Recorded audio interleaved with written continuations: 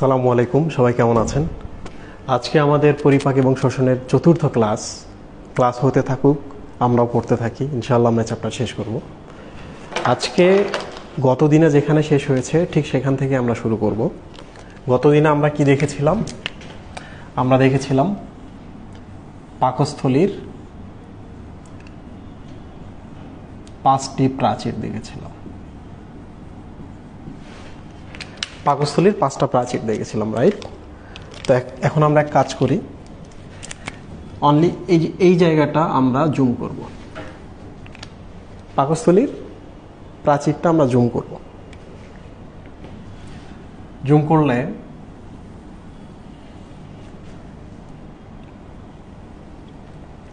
প্রথম যে বাইরের দিকে যেটা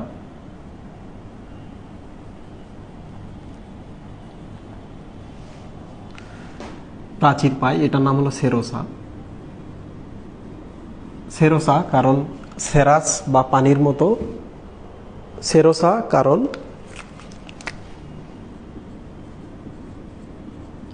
সেরাস বা পানির মতো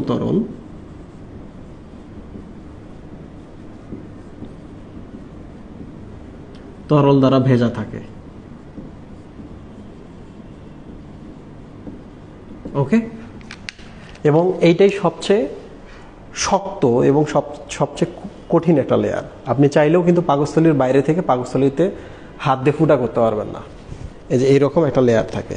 শার্ট, আমার গায়ে যেমন ছিদ্র করতে চাইলে কিন্তু শার্ট আগে ভেদ করতে হবে। সো দিস ইজ সেরোসা, খুবই টাফ একটা লেয়ার। এর পরপরই আমরা পাবো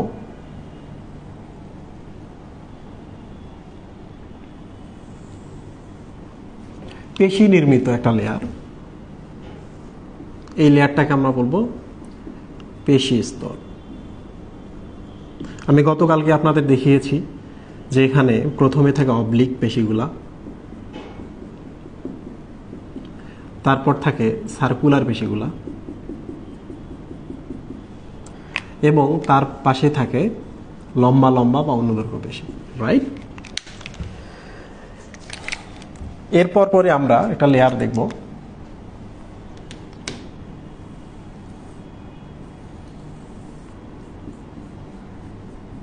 যেখানে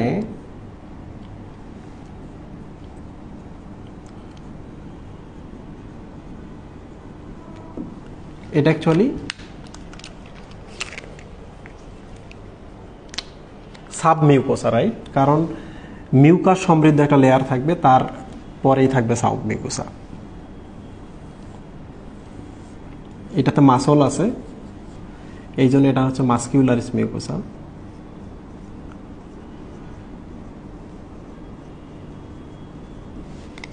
এবং আজকে আমাদের পড়ার যে টপিক, সেই লেয়ারটা এখন আমরা পেলাম। এটা হলো যে এখানে একটা লেয়ার থাকবে, এই লেয়ারটা বেশি এরকম। ওকে, তো দেখেন এদের এই জিনিসটা দেখে আপনার ভিলাই মনে হতে পারে। আঙ্গুলের মতো যে জিনিসগুলো থাকে এদেরকে ভিলাই বলে। কি বলে? ভিলাই হয়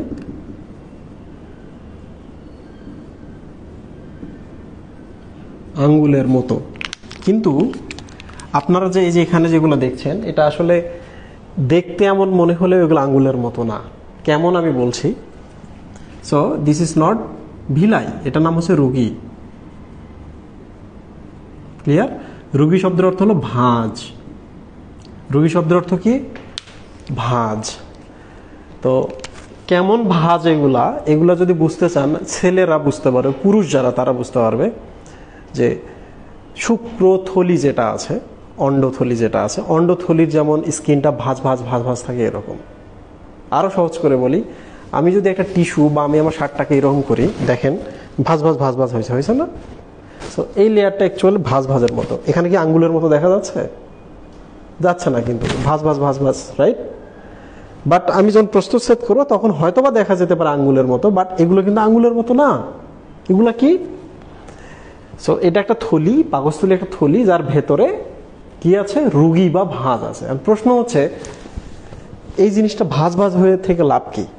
এই ভাঁজ বা রোগীগুলোর কাজ কি বইয়ে দেওয়া নাই, আমি আপনাকে বলে রাখি।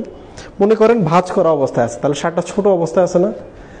এখন যদি আমার দরকার পড়ে, আমি অনেক মোটা হইতেছি, তখন কি হবে? ভাঁজটা আমি খুলে লম্বা করব, তখন কিন্তু আমি মোটা হইলেও সমস্যা নাই। ঠিক তেমনি যখন পাকস্থলীর ভেতরে ফুড আসে বা খাবার আসে, তখন এই পাকস্থলীর এই ভাঁজগুলো খুলে যায়, বুঝতে পেরেছেন? তখন পাকস্থলীর এক্সপ্যান্ড হতে পারে। আর আমরা তো জানি পাকস্থলী এক্সপ্যান্ড হয় আবার সংকোচন করে, এক্সপ্যান্ড হয় সংকোচন করে। তো এই ভাঁজ থাকলে সুবিধা, কখনো ভাঁজ কখনো ভাঁজ নেই, কখনো ভাঁজ কখনো ভাঁজ নেই, এই হচ্ছে ব্যাপার। তাহলে বলেন তো এগুলো কি ভিলাই? না, ভিলাই আঙ্গুলের মতো। এগুলো আঙ্গুলের মতো দেখলেও কিন্তু এগুলো ভিলাই না, এগুলো কি? রোগী। রোগী শব্দের অর্থ কি? ভাঁজ। রিয়েল লাইফ উদাহরণ কি? পুরুষের যে অন্ডথলি আছে, অন্ডথলি যে স্কিনগুলা ভাঁজ ভাঁজ অবস্থায় থাকে, এরকম ভাঁজ। এখন প্রশ্ন হচ্ছে, পুরুষের অন্ডথলির যে স্কিনটা আছে ওটাও যদি ভাঁজ হয়, ওটার নামও কি রোগী? ইয়েস, ওটার নামও কিন্তু রোগী। তাহলে পুরুষের যে এই যে এখানে যে স্কিনটা এরকম ভাঁজ ভাঁজ ভাঁজ ভাঁজ হয়ে থাকে সংকুচিত অবস্থায়, এগুলোর নামও কিন্তু কি নাম? এগুলো রোগী। তাহলে রোগী কয় জায়গায় আছে? ওখানে আছে অন্ডথলির স্কিনটা, আর একটা হলো পাকস্থলীর ভেতরে। প্রিয় স্টুডেন্ট, আশা করছি আপনারা ভিলাই এবং রোগী সম্পর্কে একটা ধারণা পেয়েছেন। এখন প্রশ্ন হলো, বুঝলাম এগুলোর উপরে কি কোনো কোষ আছে? ইয়েস, সবসময় এগুলোতে কি থাকতে হবে মুহিব? আবরণী কোষ থাকতে হবে। এগুলো তো অনেক আবরণী কোষ আছে।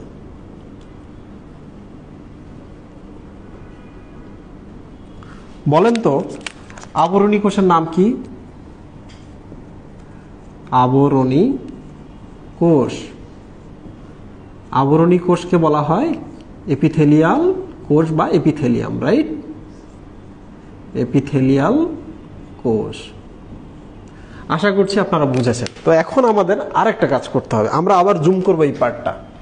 কোন পার্টটা? এই পার্টটা। এখন দেখেন, এই যে যে গর্তগুলো দেখতে পাচ্ছেন না আপনারা, এগুলোর নাম হচ্ছে কুয়া। গর্তকে তো আমরা কুয়া বলতেই পারি। কুয়া মানে কি? পিট। আমি সোজা যাচ্ছি, এই যে গর্তে পড়লাম, এটা একটা কুয়া, আবার উঠলাম কুয়া, আবার উঠলাম কুয়া। কুয়া মানে হলো পিট। তাহলে পাকস্থলীতে যে পিটগুলো থাকে তাদের নাম কি? পিট। গ্যাস্ট্রিক পিট, পাকস্থলীর কুয়া, রাইট?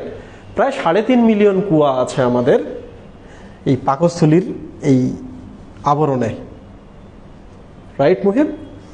ওকে। তো প্রিয় স্টুডেন্ট, আমরা এখন এক কাজ করবো, আমরা যে কোনো একটা কুয়া কি আসে আসলে এই জায়গায়, এটা আমরা এখন দেখব, কারণ এটা খুব ইম্পর্টেন্ট। এইটা আপনাদের ইম্পর্টেন্ট হচ্ছে প্র্যাকটিক্যালের জন্য। মেডিকেল এডমিশন এখান থেকে প্রশ্ন আসে, এইচএসসিতেও প্রশ্ন আসে। আবার এইটার ভেতরে যে প্রশ্নগুলো আসে এগুলো কিন্তু এডমিশনের জন্য হাইলি রিকমেন্ডেড, এটা আপনারা ভুলেও মিস করবেন না। তাহলে এখন আমি আপনাদের কুয়াটা দেখাবো, গ্যাস্ট্রিক পিটটা দেখাবো। সো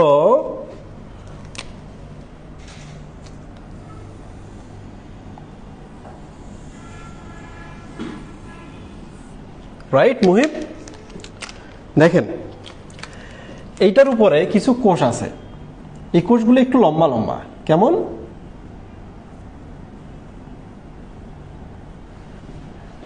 আপনারা একটু আমাকে বলেন তো, এই কোষগুলোকে আমরা কি বলেছি?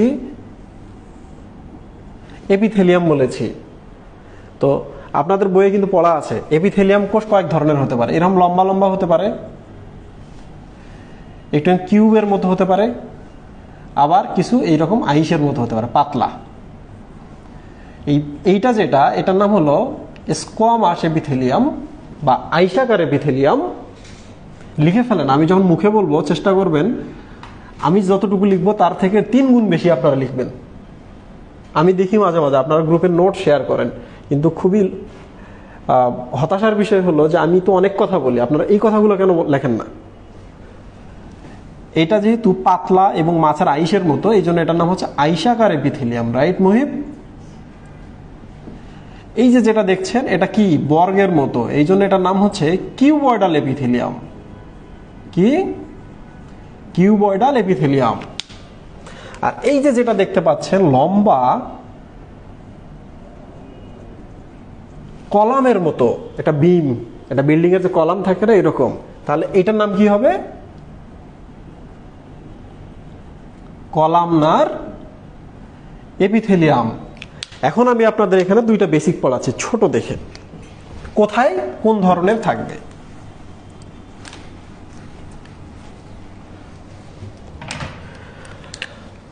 যখন আপনি ফুসফুস পড়বেন, ফুসফুসের এটা একটা অ্যালভিওলাস, রাইট? আস থাকলে সিঙ্গুলার, আস থাকলে সিঙ্গুলার, ইটস অ্যালভিওলাস। এখন বলেন তো, অ্যালভিওলাস থেকে ইটস এ রক্তনালী, অ্যালভিওলাসের সাথে এই রক্তনালীর একটা কানেকশন আছে, তাই না? এখানে অক্সিজেন আসবে, এখান থেকে কার্বন ডাইঅক্সাইড বের হবে, তাই না? তাহলে আপনারা বলেন তো, অ্যালভিওলাসের ভেতরে আমরা এই তিনটার মধ্যে কোনটা আবরণ দিব? অবশ্যই পাতলা আবরণ দিব, কারণ পাতলা আবরণ দিলে খুব সহজেই এই অক্সিজেন কার্বন ডাইঅক্সাইড যাতায়াত করতে পারবে, তাই না? সো এটা কোন ধরনের এপিথেলিয়াম? স্কোয়ামাস এপিথেলিয়াম বা আইসাকার এপিথেলিয়াম, আইসের মতো। তাহলে এবার বলেন তো, পাকস্থলীর ভেতরে কোন ধরনের এপিথেলিয়াম থাকবে? খুব সহজ, পাকস্থলীর ভেতরে যদি খাদ্য আসে, খাদ্যগুলো এসে এই পাকস্থলী গায়ে লেগে ক্ষত সৃষ্টি করতে পারে। পাকস্থলীতে অ্যাসিড আছে, অ্যাসিডগুলো এখানে গিয়ে কি করতে পারে? ক্ষত সৃষ্টি করতে পারে। তাহলে আমরা পাতলা কোনো আবরণ দিব না। শুধু পাতলা না, আমরা এটাও দিব না, সব থেকে বেটার হলো লম্বা লম্বা এপিথেলিয়াম দেওয়া, রাইট? কোনটা দেওয়া? তাহলে লম্বা লম্বা যদি এপিথেলিয়াম হয়, তাহলে যে HCl গুলো আছে খুব সহজে এখানে গিয়ে ভেদ করে যেতে পারবে না, রাইট? একই সাথে খাদ্যগুলোও কিন্তু এটা ভেদ করে যেতে পারবে না এই লম্বা লম্বা এপিথেলিয়ামের জন্য। তাহলে বলেন তো, পাকস্থলী কিংবা ডিওডেনাম কিংবা ডিওডেনামের পর ইলিয়াম জেজুনাম, এদের আবরণী কোষ কি হবে? এটা হবে, এটা হবে, না এটা হবে? চয়েস আপনাকে দিলাম, আপনি ডিসিশন নেন। ডেফিনেটলি এটা। তাহলে পরিপাক নালীতে কলামনার থাকবে, আর ফুসফুসে থাকবে আইসাকার। আইসাকার হলে কার্বন ডাইঅক্সাইড এবং অক্সিজেন যাতায়াত সহজ, আর কলামনার হলে কোনো কিছু ভেদ করা খুব কঠিন, রাইট? ওকে, সো আমরা এখন কি দেখছি? আমরা দেখতেছি যে গ্যাস্ট্রিক পিট এবং তার উপরের আবরণী কোষগুলা। প্রিয় স্টুডেন্ট, আমি এইটা শেষ করেছি, আমি এখানে এখন ছবি আঁট করি, দেখেন।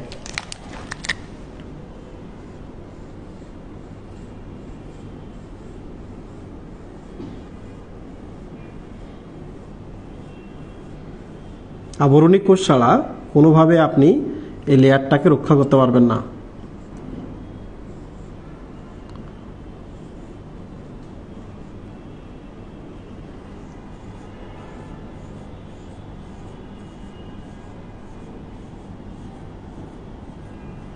খুব ইম্পর্টেন্ট টপিক এটা, এডমিশন এবং একাডেমিকের জন্য।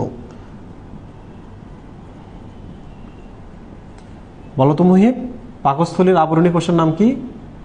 কলামনার নাকি স্কোয়ামাস? Yes, columnar. এখন এগুলোর কাজ কি? শুধুমাত্র কি প্রোটেকশন? HCl ঢুকতে দিবে না, খারাপ জিনিস আঘাত করতে দিবে না, খাদ্যকে আঘাত করতে দিবে না, এই জন্য কি এরা শুধু আছে? না, ওরা শুধু প্রোটেকশনই না, ওরা ভিন্ন ভিন্ন কাজে জড়িত। যেমন মনে করেন যে এই জায়গায় খাবার আসছে, খাবারটাকে পরিপাক করতে হবে, তাহলে এখান থেকে পরিপাক জন্য এনজাইম তারা পাঠাবে। এখানে খাবার আসছে, এখান থেকে তারা HCl পাঠাবে। এখানে খাবার আসছে, খাবারগুলা বা HCl এই আবরণটাকে ক্ষতি করতে পারে, এই জন্য এখানে মিউকাস ক্ষরণ করে এইটার উপর একটা লেয়ার তৈরি করতে হবে মিউকাসের, তাই না? অনেক কাজ, এক এক করে আমরা এখন দেখব কি কি এখানে আছে। আমি পাশের ছবিটা মিশাই দিচ্ছি।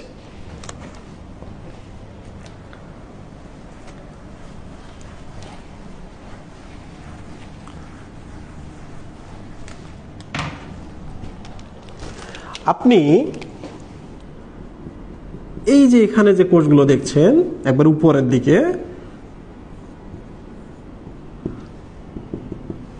এরা যেটা করে, এরা নিজেদের থেকে প্রচুর পরিমাণে মিউকাস ক্ষরণ করে। এখানে কি ক্ষরণ করে? মিউকাস। মিউকাসের একটা পুরো লেয়ার তৈরি হচ্ছে, দেখছেন? তাহলে খাদ্য কিন্তু খুব সহজে, ধরা যাক HCl, খুব সহজে কিন্তু এটা ভেদ করতে পারবে না। তাহলে আমরা পেলাম যে আবরণী কোষগুলোর মধ্যে এই যে এখানে যে কোষগুলো আছে, এরা কি ক্ষরণ করে? মিউকাস ক্ষরণ করে। তাহলে এই কোষগুলোর নাম কি? এই কোষটার নাম কি হবে? মিউকাস কোষ। মিউকাস কোষ কি ক্ষরণ করে? মিউকাস। মিউকাস কি করে?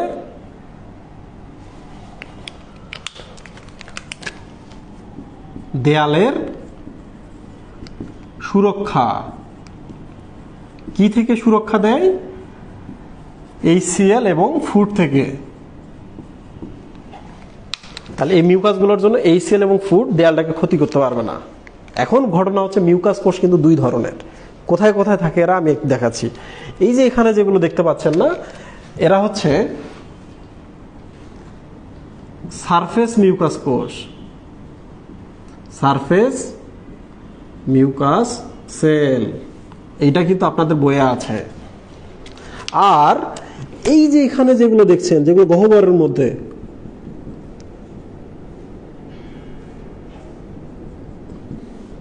এই যে এখানে যে দুইটা দেখতেছেন, এরাও কিন্তু মিউকাস ক্ষরণ করে। কি ক্ষরণ করে মহিবেরা? এরাও পুরো মিউকাস ক্ষরণ করছে। তাহলে এরাও মিউকাস কোষ। এই মিউকাসগুলোর নাম হচ্ছে মিউকাস নেক সেল। এটার বাংলা দেওয়া আছে আপনাদের বইতে, মিউকাস গ্রীবা কোষ।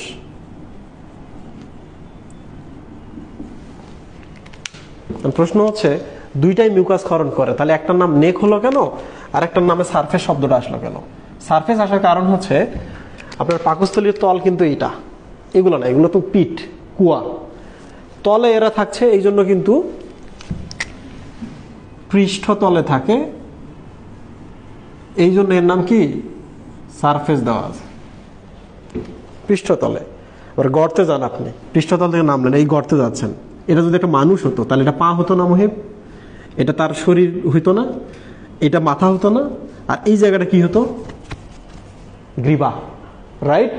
তাহলে চিন্তা করেন, এটা যদি মানুষ হতো, এটা পা হতো, এটা তার শরীরটা হতো, এটা তার গ্রীবা হতো, আর এই জায়গায় মাথা হতো। তাহলে গ্রীবা অঞ্চলে যেগুলো থাকে, কুয়ার গ্রীবা অঞ্চলে যেগুলো থাকে, এগুলোর নাম কি? পিঠ এর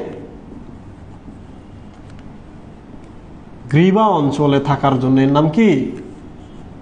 মিউকাস গ্রীবা কোষ বা মিউকাস নেক সেল।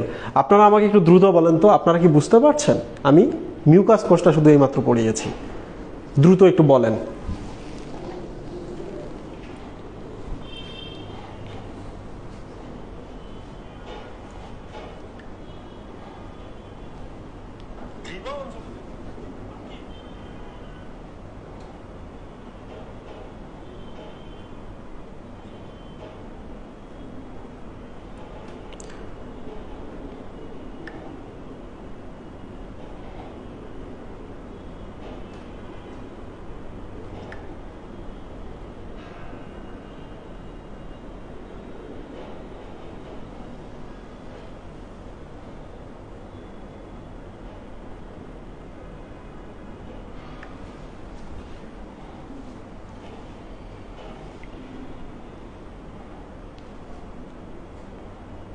ওকে, তাহলে আমরা একটা কোষ পেলাম। কয়টা কোষ পেলাম মুহিব? 1 নাম্বার কোষটা পেলাম। 2 নাম্বার হচ্ছে এই যে এই কোষটা এবার আমরা নতুন করে অ্যাড করবো। এই যে এইটা আর এইটা, কোনটা? এইটা, এইটা, এইটা। কেমনে অ্যাড করব?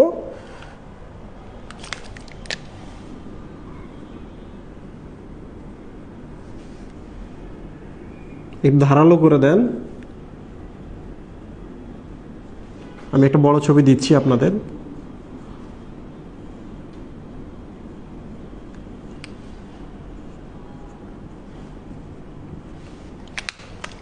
তাহলে 2 নম্বর সেলের ছবি এবার আমি দিচ্ছি। 2 নম্বর সেলের ছবিটা এইভাবে দেবেন, এটা তল,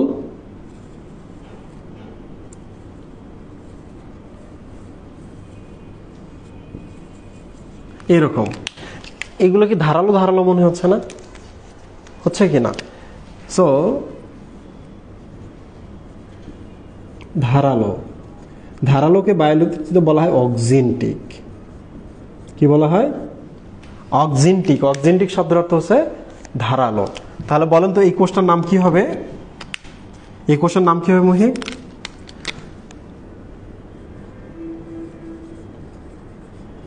অক্সিনটিক কোষ। ক্লিয়ার? এই কোষটার আরো একটা নাম আছে, যেহেতু এই কুয়ার প্রাচীরে থাকতেছে এরা, এই দুটো কি প্রাচীরে আছে না, এটা একটা কুয়া, এই প্রাচীরে গেলে তুমি এদের পাচ্ছ, এই প্রাচীরে গেলে তুমি এদেরকে পাচ্ছ, এই জন্য এদেরকে আমরা বলতে পারি প্রাচীর কোষ। কি বলতে পারি? প্রাচীরে আছে, সো তাদের নাম হচ্ছে প্রাচীর কোষ। বায়োলজিতে প্রাচীর মানে হচ্ছে প্যারাইটাল। কি? Parietal sell. তাহলে বলো তো আমরা একই কোষের কয়টা নাম পেলাম? দুইটা নাম পেলাম। একটা হচ্ছে তারা ধারালো, এই জন্য অক্সিনটিক কোষ। 2 নম্বর অবস্থানের ভিত্তিতে, তারা অবস্থান করছে কোথায়? প্রাচীরে, এই জন্য এদের নাম হচ্ছে প্যারাইটাল কোষ। এরা কি করে? এরা এখানে এই সেল ক্ষরণ করে। কি করে? এই যে এই সেল ক্ষরণ করে। ঠিক আছে? তাহলে প্যারাইটাল কোষ কি করছে? এই সেল ক্ষরণ করছে। এখন প্রশ্ন হচ্ছে এই সেলের কাজ কি? দেখেন, 1 নম্বর কাজ হচ্ছে এরা জীবাণু ধ্বংস করে,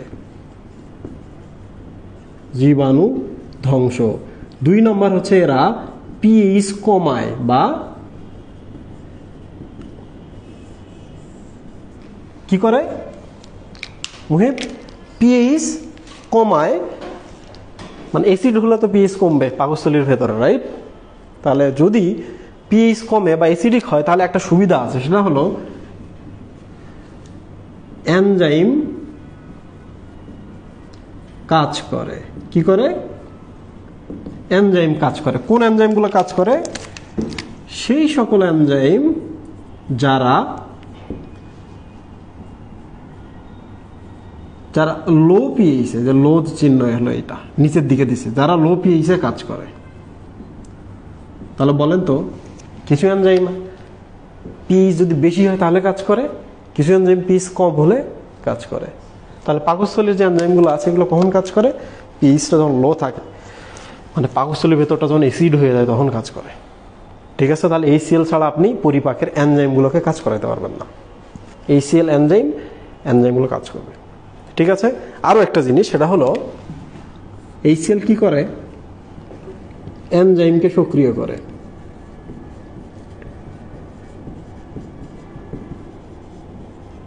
কেমনে এনজাইমকে সক্রিয় করে? আপনাদের বইয়ে নাই এগুলা। এই প্রোটন দান করে, প্রোটন দান করে। So this is enzyme plus proton equal active enzyme.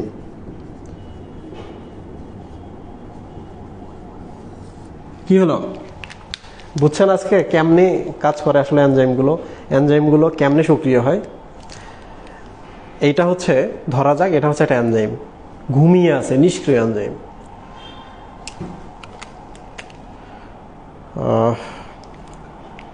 আরো সহজ করে আমি আপনাদের সাথে ব্যাখ্যা করি। এই যে দেখেন, this is enzyme, this is HCl, আপনি যেটা আছে ভাবতে পারেন। সো সে হচ্ছে এনজাইম। এখন দেখেন, দেখে কি মনে হচ্ছে? অ্যাবনর্মাল মনে হচ্ছে না? উল্টাপাল্টা না? এখন দেখেন, HCl আসলো, আসার পর HCl করবে কি? তার এই যে প্রোটনটা, এই যে এটা, একে দান করবে, নিয়ে নিল অ্যাক্টিভ, রাইট? তাহলে এ কি করলো? প্রোটনটা তাকে দান করলো, এখন সে অ্যাক্টিভ। ক্লিয়ার? ওকে। সো তারপর সেই এনজাইম কাজ করবে। তাহলে আমরা এখন 2টা কোষ পেলাম, মিউকাস কোষ পেলাম যারা 2 ধরনের, সারফেসে থাকে মিউকাস সারফেস কোষ, আর গ্রিবার কাছে যারা থাকে তাহলে মিউকাস নেক সেল। 2 নম্বর পেলাম প্যারাইটাল সেল। প্যারাইটাল কারণ এরা ওয়ালে থাকে, এদের কি বলা হয়? অক্সিনটিক বা ধারালো কোষ, কারণ এরা অনেক ধারালো। এরা কি করে? HCl ক্ষরণ করে। HCl এর কাজ কি? জীবাণু ধ্বংস করা। 2 নম্বর আরেকটা কাজ কি? পিএইচটা কমিয়ে দেওয়া, যেন এনজাইমগুলো কাজ করে। 3 নম্বর কি? এই HClটা এনজাইমকে প্রোটন দান করে, তখন এনজাইমটা সক্রিয় হয়ে যায়। ক্লিয়ার? আচ্ছা, তাহলে এবার আমরা ডিফারেন্ট টাইপের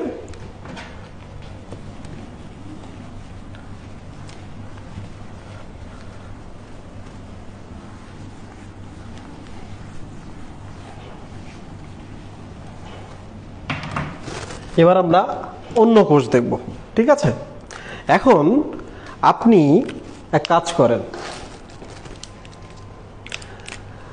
আপনি এখানে সিলভার রং কি মুহিব? সাদা। সিলভার মানে রূপা। সাদা রং দিলেন, কোথায় দিলেন? আপনি কারো পাকস্থলী থেকে এই পাটটা কেটে নিয়ে আসছেন, এনে সাদা রং দিলেন। সাদা রংগুলো তাহলে যাবে, যাচ্ছে, এদিকে যাচ্ছে, এদিকে যাচ্ছে, এদিকে যাচ্ছে, এদিকে যাচ্ছে, এদিকে যাচ্ছে। কোনো কোষেই এই সাদা রংটা বসতে পারতেছে না। বুঝতে পারছো মুহিব? কোনো কোষেই সাদা রংটা বসতে পারতেছে না। কিন্তু এখানে দুইটা সেল আছে, এই যে দেখেন, আমি কাজ করি, অন্যগুলো ব্ল্যাক করে দিলে সুবিধা হবে। This are black.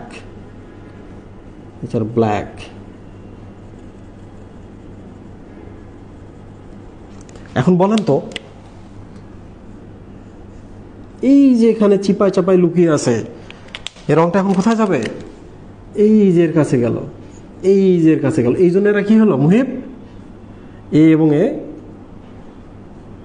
সাদা হলো।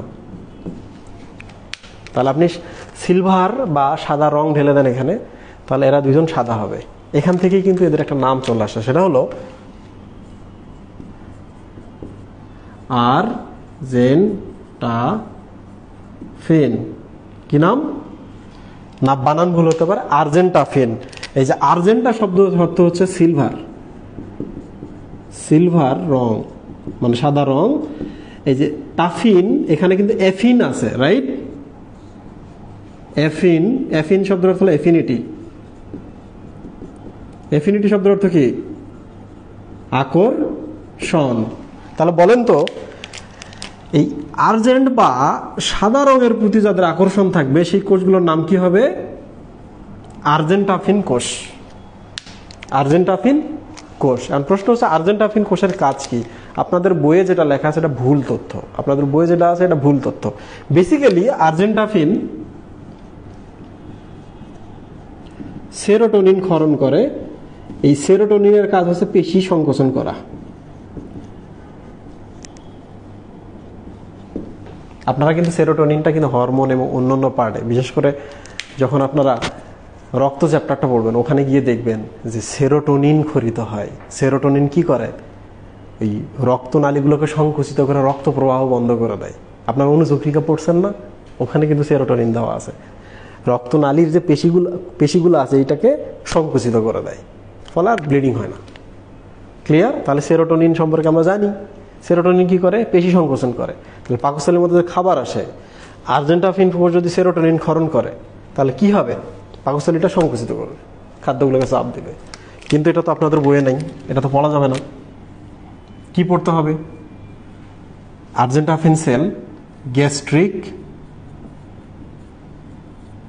ইন্ট্রিনসিক ফ্যাক্টর নামে একটা কেমিক্যাল ক্ষরণ করে। কি কেমিক্যাল ক্ষরণ করে? Gastric intrinsic factor. এই গ্যাস্ট্রিক ইন্ট্রিনসিক ফ্যাক্টর অ্যাকচুয়ালি একটা পলিপেপটাইড বা একটা কেমিক্যাল, যার কাজ হচ্ছে এই পাকস্থলীতে যদি আমরা ভিটামিন B12 খাই, ভিটামিন B12টা এই যে এখানে আসছে, ভিটামিন B12 পাকস্থলীতে আসছে, তখন এই যে হচ্ছে গ্যাস্ট্রিক ইন্টেনসিভ ফ্যাক্টর, এই ভিটামিন B12টাকে কোথায় পাঠায়? রক্তে পাঠায়। তাহলে আমি ভিটামিন খেলাম, B12 আসলো এখানে। ভিটামিন B12 কিন্তু রক্ত তৈরির জন্য খুব জরুরি। কেন জরুরি? রক্ত তৈরির জন্য, রক্তের একটা কাঁচামাল। তাহলে এবার বলেন তো, ভিটামিন B12 এর যদি ঘাটতি হয় আমাদের দেহে, আমাদের কি রক্ত স্বল্পতা হবে না? ইয়েস। ভিটামিন B12 এর ঘাটতি কখন হবে? যখন ভিটামিন B12 খাচ্ছি কিন্তু আমাদের পাকস্থলী হয়ে রক্তে যেতে পারছে না। এখন ঘটনা হচ্ছে, খাওয়ার পর ভিটামিন B12 পাকস্থলীতে আসলো, এটাকে রক্তে যদি নিয়ে যেতে চাও, কার সাহায্য লাগবে? গ্যাস্ট্রিক ইন্ট্রিনসিক ফ্যাক্টর নামক একটা পলিপেপটাইডের, রাইট? তাহলে আপনি এক কাজ করেন, আপনি এই সেলগুলোকে ড্যামেজ করে দেন তো, এই সেলগুলোকে।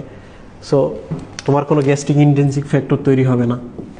তাহলে ভিটামিন B12 আসবে, রক্তেও যেতে পারবে না, তখন তোমার রক্ত বেশি তৈরি হতে পারবে না, রক্ত কম তৈরি হবে, মানে রক্ত স্বল্পতা হবে। You got me? Okay. So এবার আমরা দেখব লাস্ট আরেকটা সেল। ও আচ্ছা, গ্যাস্ট্রিক ইন্ট্রিনসিক ফ্যাক্টর কিন্তু সে ক্ষরণ করে না, অ্যাকচুয়ালি প্যারাইটাল সেল করে, প্যারাইটাল সেল করে এবং হচ্ছে সিপ সেল করে। এটা আমরা পরে জানবো। তো আপাতত আমি যা পড়াইলাম এখন এটাই মনে রাখেন, সঠিকটা সবসময় জানতে হবে তা তো না। ওকে প্রিয় স্টুডেন্ট, এই যে ব্ল্যাক কালারের যে সেলগুলো দেখছেন এগুলো হচ্ছে প্রধান কোষ। কি কোষ বলতো? পাকস্থলীর প্রধান কোষ কাদেরকে আমরা বলবো? কারণ দেখো, পাকস্থলী এর কাজ কি? প্রধান কাজ কি? পরিপাক। পরিপাকের জন্য কি লাগবে? এনজাইম। তাহলে যে কোষগুলা এনজাইম ক্ষরণ করবে, এনজাইমটা হচ্ছে আমাদের পরিপাকের জন্য লাগছে, এটাই প্রধান কাজ পাকস্থলীর। তাহলে যে কোষগুলা এনজাইম ক্ষরণ করবে, করে প্রধান কাজ সম্পন্ন করবে, সেই কোষের নাম কি? প্রধান কোষ। ক্লিয়ার? প্রধান কোষ। এখন দেখেন প্রধান কোষের নাম CHIEF, সিপ সেল। কি সেল? Chief cell. আচ্ছা, কিসের জন্য সেটা এনজাইম ক্ষরণ করছে? এই সিপ সেলটা, প্রধান সেলটা কিসের জন্য এনজাইম ক্ষরণ করছে? পরিপাকের জন্য। প্রিয় স্টুডেন্ট, পরিপাকের আরেকটা নাম আছে। কি নাম? পেপসিন বা পেপটিক। এই পেপটিক শব্দের অর্থও কিন্তু পরিপাক। তাহলে এবার বলেন, সিপ সেলের আরেক নাম কি? Peptic cell. তাহলে কখনো যদি বলে যে পাকস্থলীতে কোন কোষ এনজাইম ক্ষরণ করে, আপনি বললেন প্রধান কোষ বা চিপ কোষ। 2 নম্বর হচ্ছে চিপ কোষের আরেক নাম কি? আপনি বলেন পেপটিক সেল। কেন পেপটিক সেল? কারণ পেপটিক মানেই তো পরিপাক। তাহলে সিপ সেল তো পরিপাকের জন্য এনজাইম ক্ষরণ করছে, তাহলে সিপ সেলের আরেক নাম কি? পরিপাক কোষ বা পেপটিক কোষ। রাইট? এখন প্রশ্ন হচ্ছে কোন এনজাইম ক্ষরণ করে? কোন এনজাইম ক্ষরণ করে? রাইট? কোন এনজাইম ক্ষরণ করে? এই এনজাইমের নাম হচ্ছে পেপসিনোজেন। কি নাম? পেপসিনোজেন। প্রিয় স্টুডেন্ট, কোনো কিছুর শেষে যদি আপনারা এই জেন দেখেন, জেন আছে কোনো কিছুর শেষে, কিংবা কোনো কিছুর শেষে প্রো আছে, তাহলে ধরে নেবেন ওগুলো হচ্ছে নিষ্ক্রিয়, মানে এখনো তারা কাজের উপযুক্ত নয়। ক্লিয়ার? পেপসিনোজেন, ট্রিপসিনোজেন, কাইমোট্রিপসিনোজেন, প্রোরেনিন, দে আর ইনএক্টিভ। তাহলে যাদের নামে শেষে জেন এবং প্রো দেখবেন সে সকল জিনিসই ইনএক্টিভ। তাহলে পেপসিনোজেন আসলে একটা এনজাইম, বাট জেন আছে শেষে, স্টিল সে নিষ্ক্রিয়। এগুলো কেন জেন প্রো থাকে এগুলো আমি যত সময় পড়াবো। এখন আপনারা আমাকে দ্রুত বলেন যে আপনারা আজকে এই পর্যন্ত বুঝতে পারছেন কিনা। আশা করছি আমি আপনাদের সবগুলো তথ্য পড়িয়েছি এই পাকস্থলী এবং পাকস্থলী প্রাচীরের এইসব ব্যাপার নিয়ে।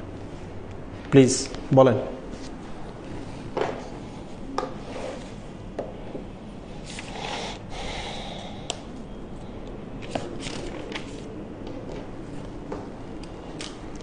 আচ্ছা, আমি একটু আপনাদের কিছু বিস্তারিত কথা বলি, যে কথাগুলো আলোচনা করতেই হবে।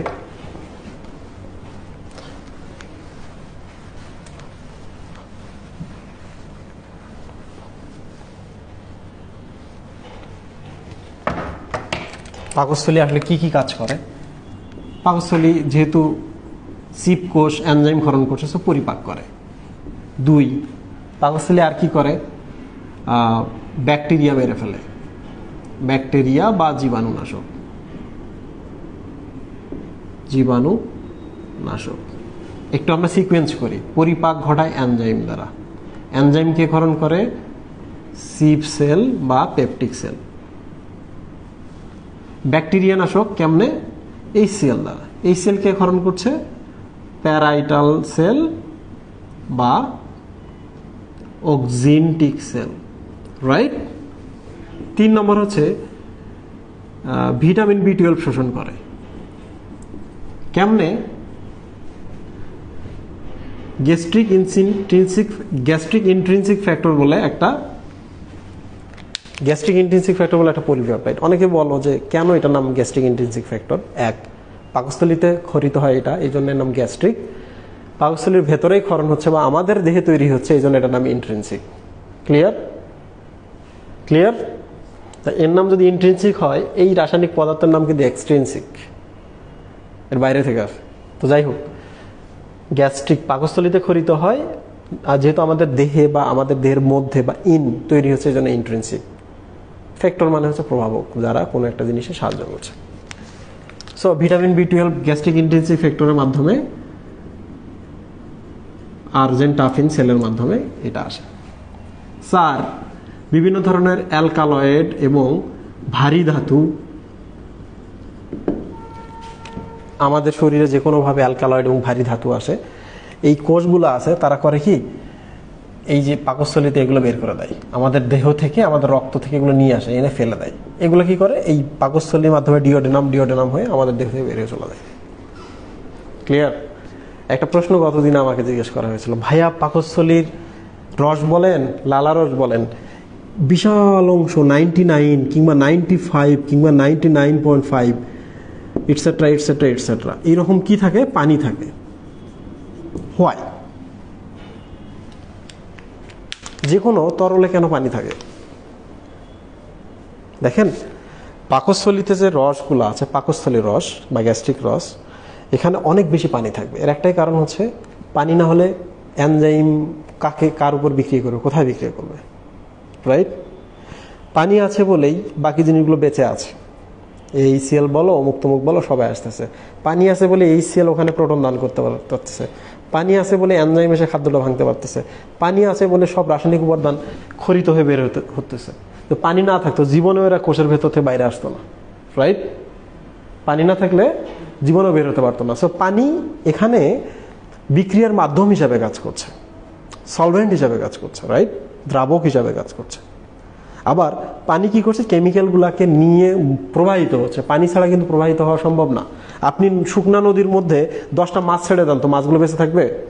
এখানে মাছ হচ্ছে এই এনজাইমগুলা, এখানে মাছ হচ্ছে এই সিএলগুলা। পানি আছে বলে মাছ বেঁচে আছে, পানি আছে বলে মাছ বংশ বিস্তার করতেছে, রাইট? আবার বলেন তো, আপনি শুকনা পদ্মা নদীতে বালুর মধ্যে 100টা মাছ ছেড়ে দিয়ে বললেন যাও সমুদ্রে, যাইতে পারবে? পারবে না। পানি ঢেলে দেন, মাছ পানি মিলে সমুদ্রে চলে যাবে। সো প্রবাহের জন্য পানি লাগে। আশা করছি আপনারা বুঝতে পারছেন কেন এত বেশি পরিমাণ পানি। প্রশ্ন হচ্ছে, ভাই এগুলো কি পড়তে হবে? প্লিজ দয়া করে এগুলো পড়লেন না। বায়োলজি এত কঠিন না, বায়োলজি এত কঠিন না। প্লিজ এই পার্সেন্টেজগুলো পড়বেন না। এগুলো আসে না, এবং অনেক আগে আসতো, মাঝে মাঝে দিত। এখন যদি ভুল করে আসে, মনে করবেন যে ওটা আপনি পড়েন নাই, ওটা আপনি পারবেন না, ওটার দিকে তাকাবেন না, ধরা খেয়ে যাবেন। সো দৈনিক কতটুকু মানে আমাদের গ্যাস্ট্রিক জুস ক্ষরণ হয়, এইটা কিন্তু আপনাদের জানতে হবে। কারণ কম বেশি মাঝে মাঝে হয়, এগুলোর কারণে রোগ হতে পারে। তো আপনারা এটা দেখবেন, লালা দৈনিক কতটুকু ক্ষরিত হচ্ছে, মনে রাখবেন। গ্যাস্ট্রিক রস দৈনিক কতটুকু ক্ষরণ হচ্ছে। প্লিজ এই পর্যন্ত যদি বোঝেন, তাহলে আমি শিফট করব এবার ডায়াবেটিস, ইনসুলিন, আলফা বিটা কোষ এগুলাতে। আপনাদের কি কষ্ট হচ্ছে বুঝতে?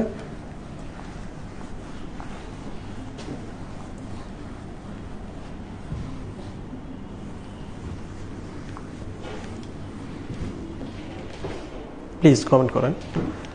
2টা প্রশ্ন দিচ্ছি, বলুন তো।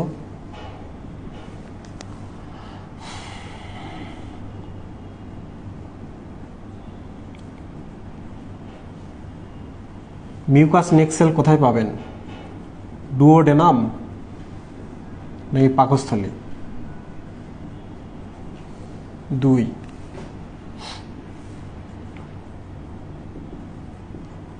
প্যারাইটাল সেল কি করে? প্যারাইটাল সেল কি ক্ষরণ করে? 3, কেন প্যারাইটাল সেল বলে? 4,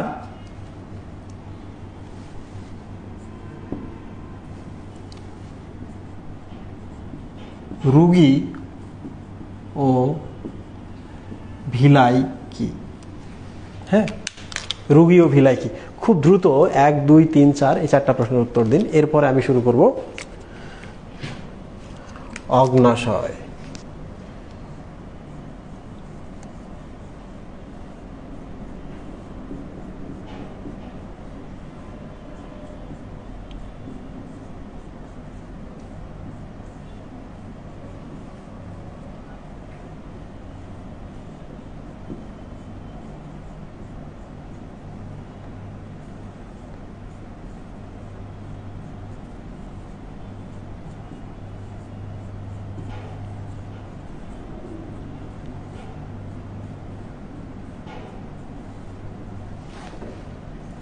আমরা শুরু করব।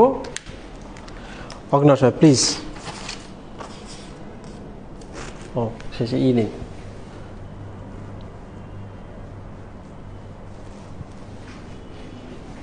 Let me check.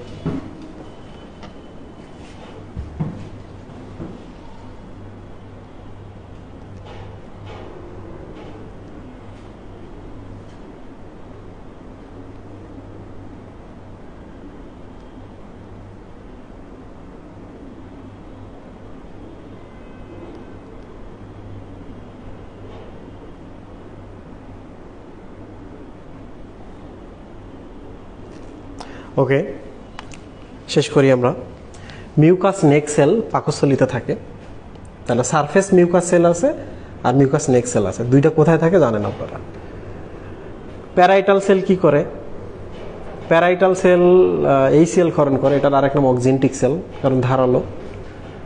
কেন প্যারাইটাল সেল বলে? কারণ এগুলো ওয়াল বা প্রাচীরে থাকে। প্যারাইটাল মানে হচ্ছে প্রাচীর, রুগী মানে ভাঁজ। ভাঁজকে প্রস্থচ্ছেদ করলে আঙ্গুলের মতো দেখা যেতেই পারে, but they are not villi. Villi খুব স্পেশালি আঙ্গুলের মতো। তার মানে এটা আমি ভাঁজ করছিলাম, এটা হচ্ছে রুগী, আর এখানে যদি আঙ্গুলের মতো কিছু এরকম বের হয়ে থাকে, দে আর ভিলাই।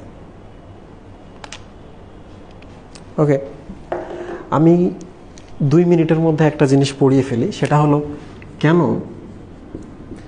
HCl কিংবা প্রোটিন পরিপাককারী এনজাইম দিয়ে পাকস্থলী নিজে পরিপাক হয় না। এই প্রশ্নটা আপনাদের খুব আসে। পাকস্থলীর ভেতরে HCl আছে, HCl তো পাকস্থলী গলে যাওয়ার কথা, রাইট? আবার পাকস্থলীর ভেতরে পাকস্থলী নিজে প্রোটিন পরিপাককারী এনজাইম ক্ষরণ করে, মাংস গলানোর এনজাইম। পাকস্থলী তো নিজেও মাংস, তাহলে পাকস্থলী কেন নিজের এনজাইম দিয়ে নিজে গলে যাচ্ছে না? তাই তো? তাহলে আমরা এখন দ্রুত এই প্রশ্নটার উত্তর দেখব। এটা হচ্ছে পাকস্থলী। পাকস্থলী নিজে HCl ক্ষরণ করছে, পাকস্থলী নিজে এনজাইম ক্ষরণ করছে, বাট তারা এখানে নিজের দেয়ালে কিছু করতে পারছে না। এর অনেকগুলো কারণ আছে। 1 নম্বর কারণ হলো এখানে কি থাকে, পুরু মিউকাস থাকে। এত বেশি মিউকাস থাকে যে এই HCl বলে এনজাইম বলে এগুলো ভেদ করে যাইতেই পারে না। তার আগে এরা সবাই নিচে নেমে চলে যায়, পরিপাক শেষ হয়ে যায়, নিচে নেমে চলে যায়। মানে নিজের দেয়াল নিজেই ভাঙার চেষ্টা করে, কিন্তু পারে না, কারণ এখানে এত বেশি মিউকাস থাকে। আর আপনারা তো জানেন মিউকাস কোষ এখানে অনেক বেশি। 2, বাইকার্বনেট। HCl আছে, এসে ভেদ করতে যাচ্ছে, কিন্তু এখানে বাইকার্বনেটও থাকে। ইউনো, HCl হচ্ছে অ্যাসিড আর বাইকার্বনেট হচ্ছে ক্ষার। অ্যাসিড ক্ষারে প্রশমিত হয়ে যায়। 3 নাম্বার হচ্ছে এখানে যে এপিথেলিয়াল কোষগুলো থাকে, এপিথেলিয়াল কোষ বা আবরণী কোষ, এরা হয় কম্প্যাক্ট। কম্প্যাক্ট মানে খুব দৃঢ়। এটা একটা কলামনার এপিথেলিয়াম, এখানে তারপর আরেকটা, তারপর একটা, তারপর আরেকটা, মানে একটার পর একটা এমন ভাবে থাকে। HCl এসে মিউকাস ভেদ করলো, মিউকাস ভেদ করেছে, তারপরে এসে যেখানে ঢুকবে না, পারতেছে না। মানে এরা এত কম্প্যাক্ট অবস্থা থাকে, মানে ফাঁকা করে থাকছে না, কম্প্যাক্ট, রাইট? বুঝতে পারছো কি এই পর্যন্ত? 3 নাম্বার কি? 3 নাম্বার হচ্ছে এরা যে এনজাইমটা ক্ষরণ করেছে, এই এনজাইম যেখানে কাজ করবে, কাজ করার কোনো সুযোগ নেই। এই এনজাইমটা যখন নিজের কাছে থাকে, এই যে এখানে দেখছো মুহিব, এনজাইমটা যখন নিজের কাছে থাকে তখন তো এই এনজাইমটা কি? ইনঅ্যাক্টিভ এনজাইম, নিষ্ক্রিয় এনজাইম, ঘুমন্ত এনজাইম। এনজাইমটা যখন ক্ষরিত হয় তখনও তো সে ইনঅ্যাক্টিভ। দেয়াল থেকে যে এনজাইমটা আসলো শিবকোষ থেকে, এসে যে দেয়ালে ক্ষতি করার সুযোগ নেই, তার আগে তো সে ঘুমন্ত। HCl এসে তাকে জাগিয়ে দিল, এখন তো সে ঠিকই ক্ষতি করতে পারে, ক্ষতি করার সুযোগ নাই। বলেন তো HCl কখন তাকে জাগিয়ে দিবে? উপর থেকে যখন খাবার আসে, ধরা যাক এখানে খাবার চলে আসছে, এটা এনজাইম আসছে, চোখ ডলতে ডলতে সে এখনো ঘুমন্ত, এই সিএল এসে এনজাইমটা ধাক্কা দিছে, দিয়ে জাগিয়ে দিছে। এখন এনজাইম তো খাবারের উপর ঝাঁপিয়ে পড়বে, খাবার নিয়ে এত ব্যস্ত থাকে যে সে দেয়ালে যায় না। দেয়ালে গেলেও তো উপায় নাই, দেয়ালে তো স্টিল কয়েকটা লেয়ারের প্রতিরক্ষা আছে এখানে। সো এখানকার এনজাইমগুলো ঘুমন্ত বা নিষ্ক্রিয় এই জন্য, এবং তারা যখন ঘুম থেকে জাগে তখন খাবারই চলে আসছে, তারা খাবার খেতেই ব্যস্ত। ঠিক আছে। তবে মাঝে মাঝে দেখা যায় যে আমাদের এই দেয়ালগুলো ক্ষতিগ্রস্ত হয়। NSAID বলে কিছু পেইন কিলার আছে, ব্যথার ওষুধ আছে। এই ব্যথার ওষুধগুলো যদি আপনি খান তাহলে পাকস্থলী নিজের একটা প্রতিরক্ষামূলক ব্যবস্থা আছে, এটা নাম হচ্ছে প্রোস্টাগ্ল্যান্ডিন। আপনাদের বইয়ে এই টার্মটা আছে। প্রোস্টাগ্ল্যান্ডিনের কাজ হচ্ছে হিলিং করা। হিলিং মানে কোনো কিছুকে ঠিক করা, কেটে গেছে, কেটে যাওয়ার পর জায়গাটা আবার ঠিক হয়ে যাচ্ছে, এটাকে বলে হিলিং। হিলিং করা কিংবা হচ্ছে যন্ত্রণা কমানো, নানা জিনিস। প্রিয় স্টুডেন্ট, পাকস্থলী থেকে প্রোস্টাগ্ল্যান্ডিন বা এগুলো খরিত হয়ে এখানে কাজ করে, ঠিক করে। নিজের দেয়াল নিজে ঠিক করতে হয় মাঝে মাঝে, লাগে না? বছরে একবার হলেও টিনের চালা বা হচ্ছে খড়ের চালা ঠিক করতে হবে। তো পাকস্থলীর এটা আছে। তো আপনি যখন ওই ব্যথার ওষুধগুলো খাবেন তখন এটা আর আসে না, এটা তৈরি হতে দেয় না। তখন কি হবে? তখন কিন্তু আপনার নিজের আর হিলিং করার যে মানুষটা ছিল প্রোস্টাগ্ল্যান্ডিন, সে আর নাই। তাহলে পেইন কিলার যদি খান তাহলে হিলিং করার যে ছিল তাকে আপনি মেরে ফেলছেন বা তাকে আসতে দিচ্ছেন না। তাহলে দিনের পর দিন খেতে খেতে খেতে খেতে ও তো নাই, আস্তে আস্তে একটু একটু হলেও যে ক্ষতি হচ্ছে, একটা দিন ক্ষত সৃষ্টি হয়ে যাবে। এটার নাম হচ্ছে পেপটিক আলসার ডিজিজ, পাকস্থলীর ঘা। পেপটিক আলসার ডিজিজ বা পাকস্থলীতে ঘা। ওকে। আরও একটা ব্যাকটেরিয়া আছে, হেলিকোব্যাক্টর পাইলোরি বা হেলিকপ্টার, মনে রাখবেন। আমাদের পাকস্থলীর মধ্যে হেলিকপ্টার যদি আসে তাহলে আমাদের দেয়ালগুলোকে তার ক্ষত সৃষ্টি করে। Helicopter means Helicobacter pylori, this bacteria. তো আশা করছি আপনারা বুঝছেন। পুরো মিউকাস, বাইকার্বনেট নামক ক্ষার আর এপিথেলিয়াম কোষগুলো পরস্পরের সাথে কম্প্যাক্ট অবস্থায় থাকে। 3 নাম্বার হচ্ছে এখানকার এনজাইমগুলো ঘুমন্ত। এই 4টা কারণে পাকস্থলীতে কোনো ঘা হয় না, ক্ষত সৃষ্টি হয় না, পাকস্থলী গলে যায় না। পাকস্থলী কখন ক্ষত সৃষ্টি হয়? ব্যাকটেরিয়া দ্বারা, হেলিকোব্যাক্টর পাইলোরি। 2 নম্বর হচ্ছে আপনি যদি পেইন কিলার খেতে থাকেন রেগুলার, NSAID। ডাক্তার যদি বলে ব্যথা হলে খাবেন, তার মানে শুধু ব্যথা হলেই খাবেন, ব্যথা না হলে ওটা খাওয়ার দরকার কি? আমরা কি করি? অ্যান্টিবায়োটিক তো ডোজ কমপ্লিট করতেছি, তাহলে ডাক্তার 7 দিন 10 দিন 15 দিন ব্যথার ওষুধ দিচ্ছে, খেতে থাকি। আশ্চর্য, 2 দিনে ব্যথা নাই, আপনার ব্যথার ওষুধ খাওয়ার দরকার আছে? তাহলে এই একটা ওষুধ যেটা আপনি চাইলে বন্ধ করতে পারেন, ব্যথার ওষুধ। You got me?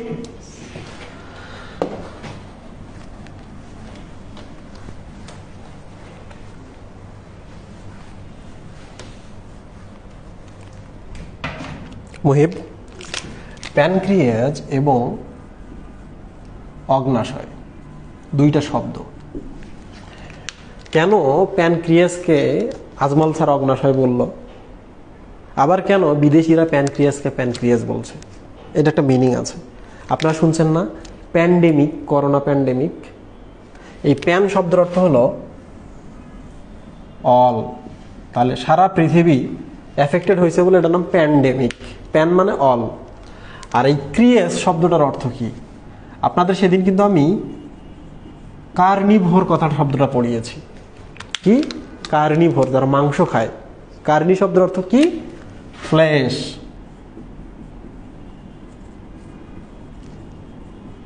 তাহলে কেন আমাদের অগ্নাশয়টার নাম ইংলিশে প্যানক্রিয়াস? কারণ হচ্ছে এটা পুরোটাই একটা মাংসপিণ্ড।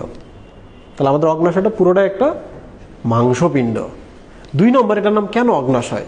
প্রিয় স্টুডেন্ট, জল থাকে যেখানে তার নাম জলাশয়, মল থাকে যেখানে তার নাম হচ্ছে মলাশয়, আগুন যেখানে থাকে তার নাম অগ্নাশয়।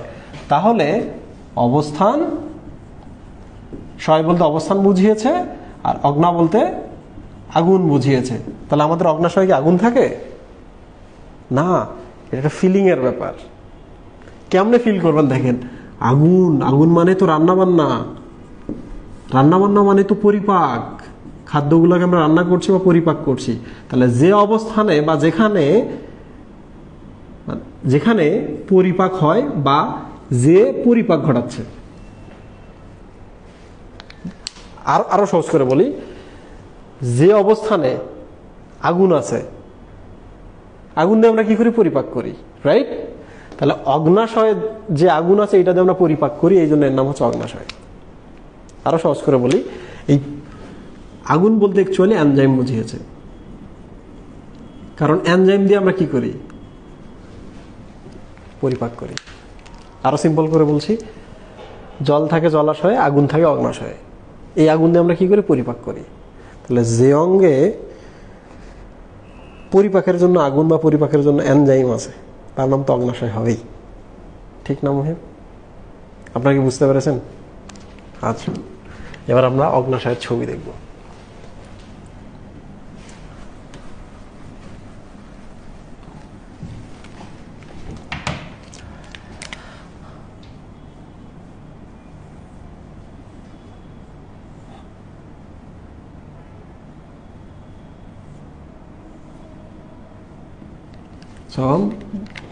এইটা হচ্ছে পাকস্থলী, এটা হচ্ছে ডিওডেনাম। স্টুডেন্ট দেখেন, ঠিক পাকস্থলীটার নিচেই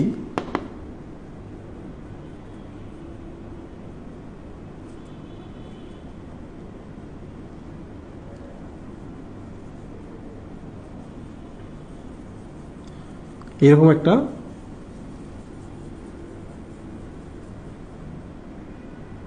অঙ্গাণু আছে। পাকস্থলীটার নিচে কি আছে? একটা অঙ্গাণু আছে, এটার নাম হচ্ছে অগ্নাশয়। দেখেন, অগ্নাশয়ের মস্তক আছে, দেহ আছে, লেজ আছে। লেজ আর মস্তক আমার একটু উল্টাপাল্টা লাগছে, আপনারা বই থেকে দেখে নেবেন। দিস ইজ কল অগ্নাশয়, ঠিক আছে? যার একটা প্রান্ত দেখেন ডিওডেনাম বা ইউ আকৃতির যে পরিপাক নালী আছে সেখানে এসে শেষ হয়েছে, রাইট? এর শরীরের ভেতরে যে এনজাইমগুলো উৎপন্ন হয় সেগুলো একটা নালীর মাধ্যমে দেখেন এখানে ঢেলে দিচ্ছে।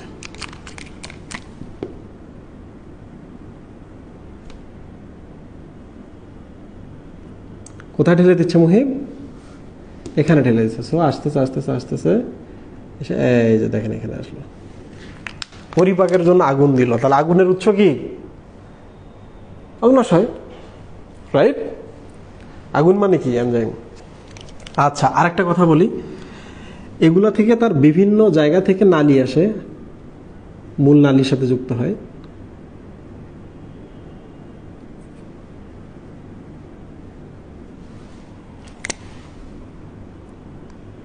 আমি আপনাদের দেখাবো পুরো ব্যাপারটা। এই যে দেখেন আসতেছে, এই নালীগুলোর নাম হচ্ছে উইরসাং নালী। উইরসাং ছিলেন একজন অ্যানাটমিস্ট। এই নালীগুলোর নাম কি?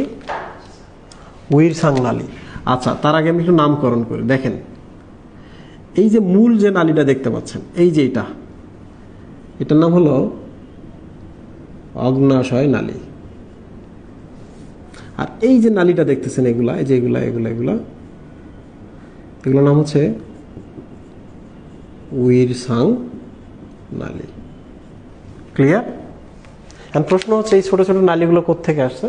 ছোট ছোট নালীগুলো আসছে কারণ অগ্নাশয়ে এইরকম কিছু থলি আছে। কি আছে মহিম? থলি আছে। এই থলিগুলা থেকে রস নিয়ে আসতেছে। আপনারা বলেন তো, চিত্রটা থেকে হালকা কিছু ধারণ হয়েছে কিনা? এই গোল গোল যে জিনিসগুলো দেখছেন, এখান থেকে তারা এনজাইম নিয়ে এসে এখানে ঢেলে দেয়। তাহলে উপর থেকে খাবার আসলো, এখানে পরিপাক হওয়া শেষে এখানে আসলো, এর আগুন দিচ্ছে। মজার না? চুলায় যেমন আগুন দেয় এমন করে। সো এইটার নাম অগ্নাশয় হবে, আগুনের উৎস।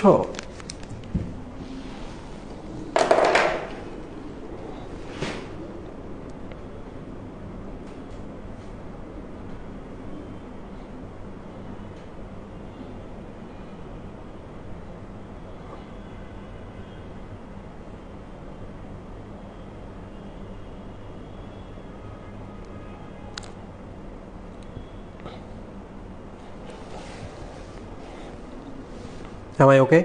আপনারা বুঝতে পারছেন? ওকে, যদি এই পর্যন্ত বুঝতে পারেন তাহলে আমি আরেকটু প্রসিড করি। আপনারা রিডিংয়ের জন্য পড়বেন, দৈর্ঘ্য প্রস্থ সম্পর্কে পড়বেন, একটু বর্ণটা দেখার চেষ্টা করবেন। এটা একটা বর্ণ আছে, কেন এই বর্ণটা আমি এটা পরে আপনাদের বলে দেবো না। আর আমি এখন এটা বড় করে আপনাদের দেখাচ্ছি।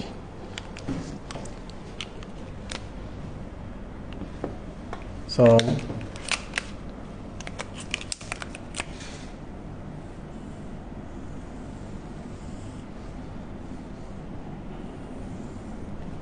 এটা হচ্ছে ডিওডেনাম।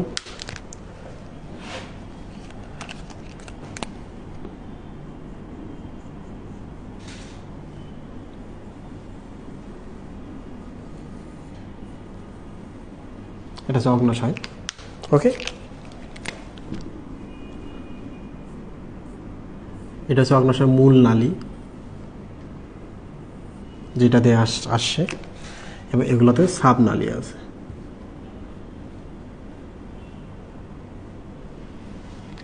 ওকে, এরকম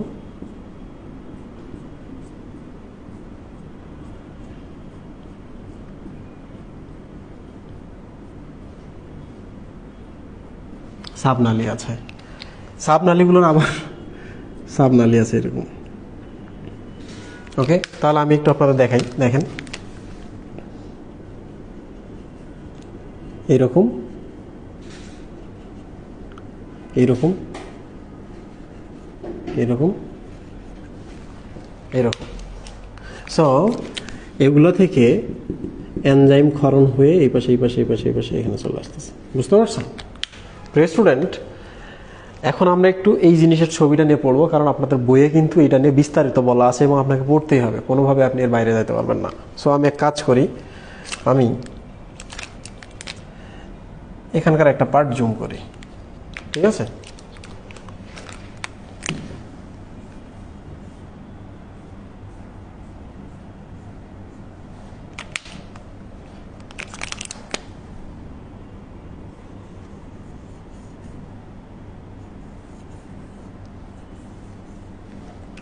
এই যে দেখেন ভেতরে এই যে কোষগুলো দেখতে পাচ্ছেন থলিগুলোর ভেতরে,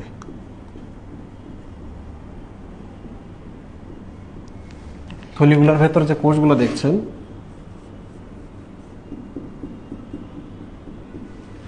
এগুলো হচ্ছে খুবই স্পেশাল, কারণ আমি কয়েকটা কালার আলাদা করে দিচ্ছি। ধরা যাক এটা একটা এক ধরনের কোষ। এই কোষগুলোর কাজ হচ্ছে এনজাইম ক্ষরণ করা, রাইট মুহিব? তাহলে এনজাইম তারা ক্ষরণ করছে, এই দেখেন এই পাশে এসে এই পাশে এসে এই পাশে চলে যাচ্ছে, এনজাইমটা এই পাশে চলে যাচ্ছে, ঠিক আছে? তো এখন আমরা চলে আসি খুবই স্পেশাল কিছু আলোচনায়, সেটা হলো এনজাইম যেহেতু ক্ষরণ করছে, তাহলে অগ্নাশয়কে আমরা কি বলতে পারি? বহি ক্ষরা গ্রন্থি, এবং আরেকটা কি বলতে পারি? স্বনালী বা স্বনাল গ্রন্থি। নাম দেখে বুঝতে পারতেছেন, এই যে দেখেন এগুলো কি নালীর মাধ্যমে যাচ্ছে না? নালীর মাধ্যমে যাচ্ছে না জিনিসগুলা? তাহলে এই গ্রন্থির নাম কি হবে? নালীযুক্ত গ্রন্থি। ইয়েস, স্বনাল গ্রন্থি, কারণ এখানে নালী আছে। নালীর বায়োলজিক্যাল নাম হচ্ছে ডাক্ট। ডাক্ট মানে নালী। 2 নম্বর হচ্ছে কেন বহিঃক্ষরা? কারণ তারা রক্তের বাইরে খরিত হয়েছে। কোথায় খরিত হয়েছে? তারা রক্তের ভেতরে খরিত হয় না, রক্তের বাইরে। সো বহিঃক্ষরা। বহিঃক্ষরা থেকে কি আসে? এনজাইম আসে। তাহলে এবার আমরা চলে আসি এই জিনিসগুলোর নাম কি। আচ্ছা, গত দিনে কিন্তু আমি একটা টার্ম পড়িয়েছি, বায়োলজিতে টার্ম পড়লে এই হলো মজা। সেটা হলো এই জিনিসগুলো দেখতে কি আপনার স্যাক বা থলির মতো লাগছে কিনা? স্যাক এবং থলি যেখানে আছে সেগুলোর নাম কি? অ্যাসিনাস, রাইট? তাহলে বলেন তো অগ্নাশয়ের এই গোল গোল জিনিসগুলো কি? অ্যাসিনাস। তাহলে পুরো অগ্নাশয় অ্যাসিনাস দিয়ে ভর্তি, গোল গোল গ্রন্থি দিয়ে ভর্তি। এই গোল গ্রন্থিগুলো কি করে? এনজাইম ক্ষরণ করে। আবার একটা জিনিস দেখেন, এগুলো লোবের মতো না? লোব বা পিণ্ড না? ইয়েস। সো লোব বা পিণ্ড হওয়ার কারণে একে শুধু অ্যাসাইনাসই বলে না, লোবিউলও বলে। তাহলে এগুলো কি? লোবিউল। ছোট ছোট লোব, ছোট ছোট লোব, ছোট ছোট লোব এগুলো থেকে বের হয়ে আসে থলির মতো। এই জন্য এগুলোর নাম কি? স্যাক। স্যাক থেকে হচ্ছে অ্যাসিনাস। ভেতরে ফাঁপা আছে, সাইনাস আছে, সাইনাস থেকে অ্যাসিনাস। ঠিক আছে মহিম? তাহলে প্রশ্ন সেইভাবে, অগ্নাশয়ের বহিঃক্ষরা অংশ কোনটি? উত্তর হচ্ছে অ্যাসিনাস বা লোবিউলগুলা। লোবিউলগুলো থেকে কি ক্ষরণ হয়? এনজাইম ক্ষরণ হয়। তাহলে অগ্নাশয় এনজাইম ক্ষরণ করছে, তাহলে অগ্নাশয় কোন ধরনের গ্রন্থি? এনজাইম ক্ষরণকারী বা বহিঃক্ষরা গ্রন্থি। যেহেতু নালী আছে, সোনালী গ্রন্থি। এই নালীগুলোর নাম কি? উইরসাং নালী। সব উইরসাং নালী কোথায় আসে? মাঝখানে অগ্নাশয় নালীতে আসে। অগ্নাশয় নালীটা কোথায় যায়? ডিওডেনামে। যে জায়গায় উন্মুক্ত হচ্ছে, এই যে দেখেন এই জায়গাটা একটু এরকম চওড়া। কিসের মতো? চওড়া। প্রিয় স্টুডেন্ট, এইরকম যদি কোনো চওড়া দেখেন, কোন একটা যে নালী দেখেন এইরকম হঠাৎ করে এরকম প্রসারিত হয়েছে, তাহলে এইটার নাম হচ্ছে অ্যাম্পুলা। কি নাম? অ্যাম্পুলা। এই অ্যাম্পুলাটা শব্দ আসছে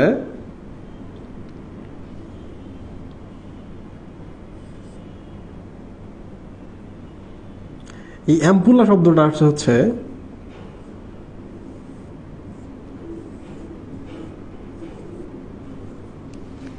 এইরকম একটা জিনিস থেকে।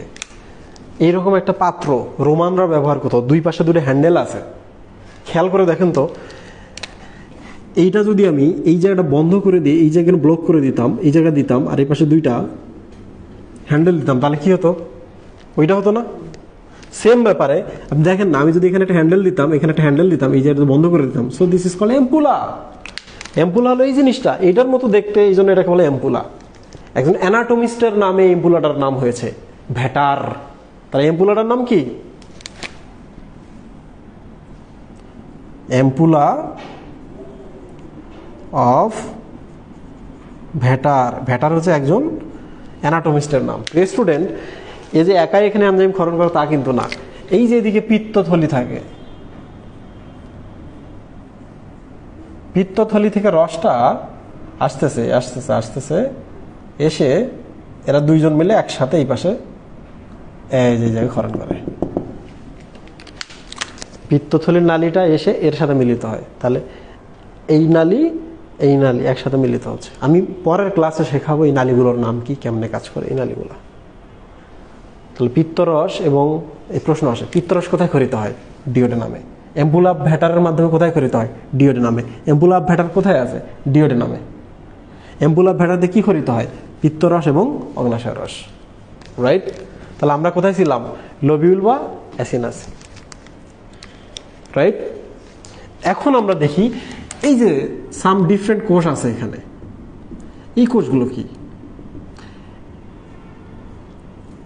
এই কোষগুলোর কাজ হলো বাইকার্বনেট ক্ষরণ।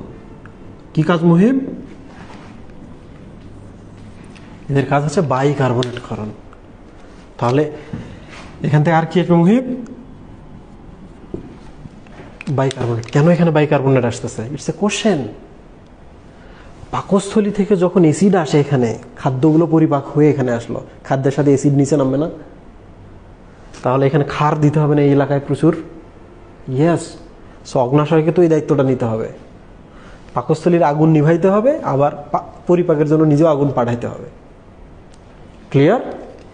ওকে, প্লিজ আপনারা একটু জানান যে আপনারা এই পর্যন্ত বুঝতে পারছেন কিনা বেসিকটা।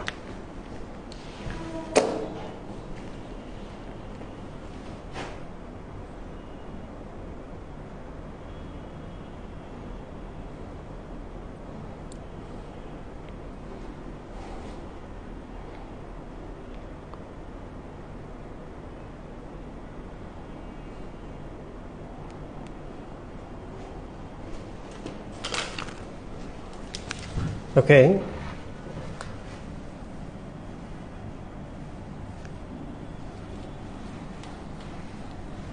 সো এবার আমরা দেখব অগ্নাশয়তে এই কাজ করলো। আপনাদের বইয়ে কিন্তু বেশ কিছু কাজ দেওয়া আছে, তার আগে এখন আমি আপনাদের দেখাই কি জিনিস। সো পুরো অগ্নাশয় জুড়ে কি আছে?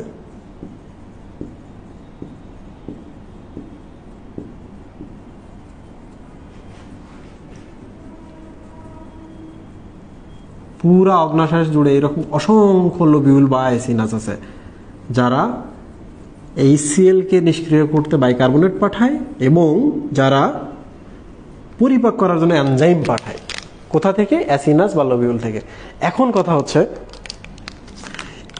এইগুলা যদি 100 হয়, মানে পুরো চেহারাটা যদি তার 100 হয়, তাহলে মাত্র 1% কিছু ডিফারেন্ট সেল আছে। কি আছে মুহিম? এইরকম দ্বীপের মতো, এটা যদি সমুদ্র হয় তাহলে এখানে কিছু দ্বীপ আছে এরকম, সবাই মিলে 100, এগুলা হচ্ছে 1% জায়গা দখল করে আছে। এই জিনিসটার নামই হচ্ছে দ্বীপ। কি দ্বীপ? ল্যাঙ্গারহ্যান্সের দ্বীপ, আইল্যান্ডস অফ ল্যাঙ্গারহ্যান্স। এই জিনিসগুলো কি খুব ইম্পর্টেন্ট, এগুলো যদি আপনারা কাজ বুঝতে পারেন তাহলে আপনাদের পরিপাকে অনেকটা আপনি আগায় যাবেন। এখন আমি আপনাদের এই জিনিসটা দেখাবো, ঠিক আছে?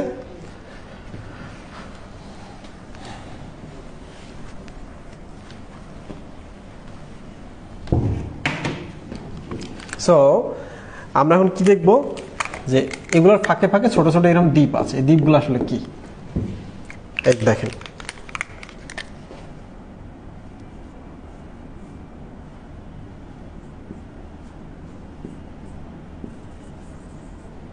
এগুলো হচ্ছে এসিনাস,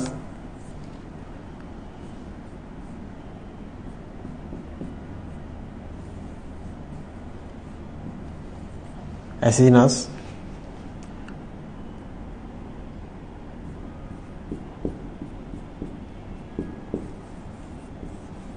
দেয়ার এসিনাস, এগুলোর মাঝখানে আছে এরকম একটা দ্বীপ, ঠিক আছে মুহিব?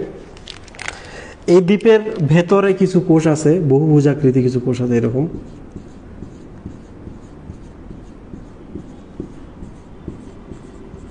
খুবই স্পেশাল একটা জায়গা।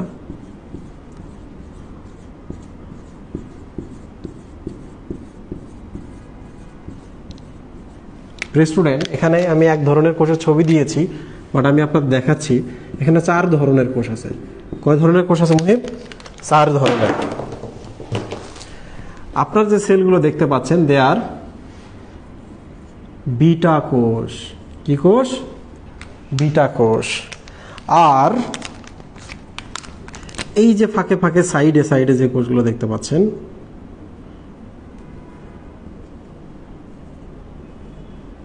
এই ব্ল্যাকগুলো, এগুলো হচ্ছে আলফা কোষ,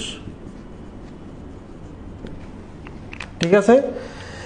এর ভেতরে আপনারা কিছু সেল দেখতে পাবেন, এই কোষগুলোর নাম হচ্ছে ডেল্টা কোষ।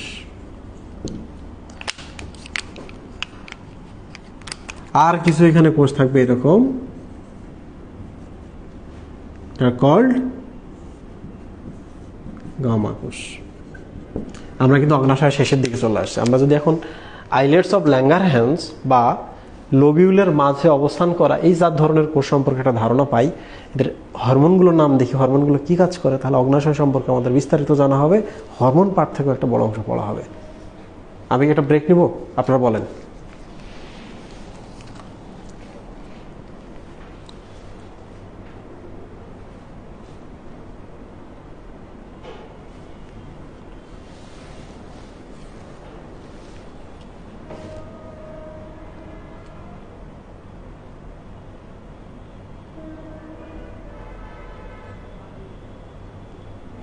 আচ্ছা,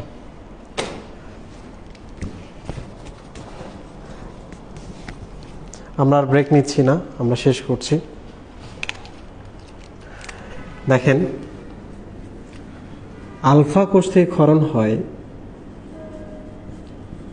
গ্লুকাগন, বিটা কোষ থেকে ক্ষরণ হয় ইনসুলিন নামক হরমোন, ডেল্টা কোষ থেকে ক্ষরণ হয়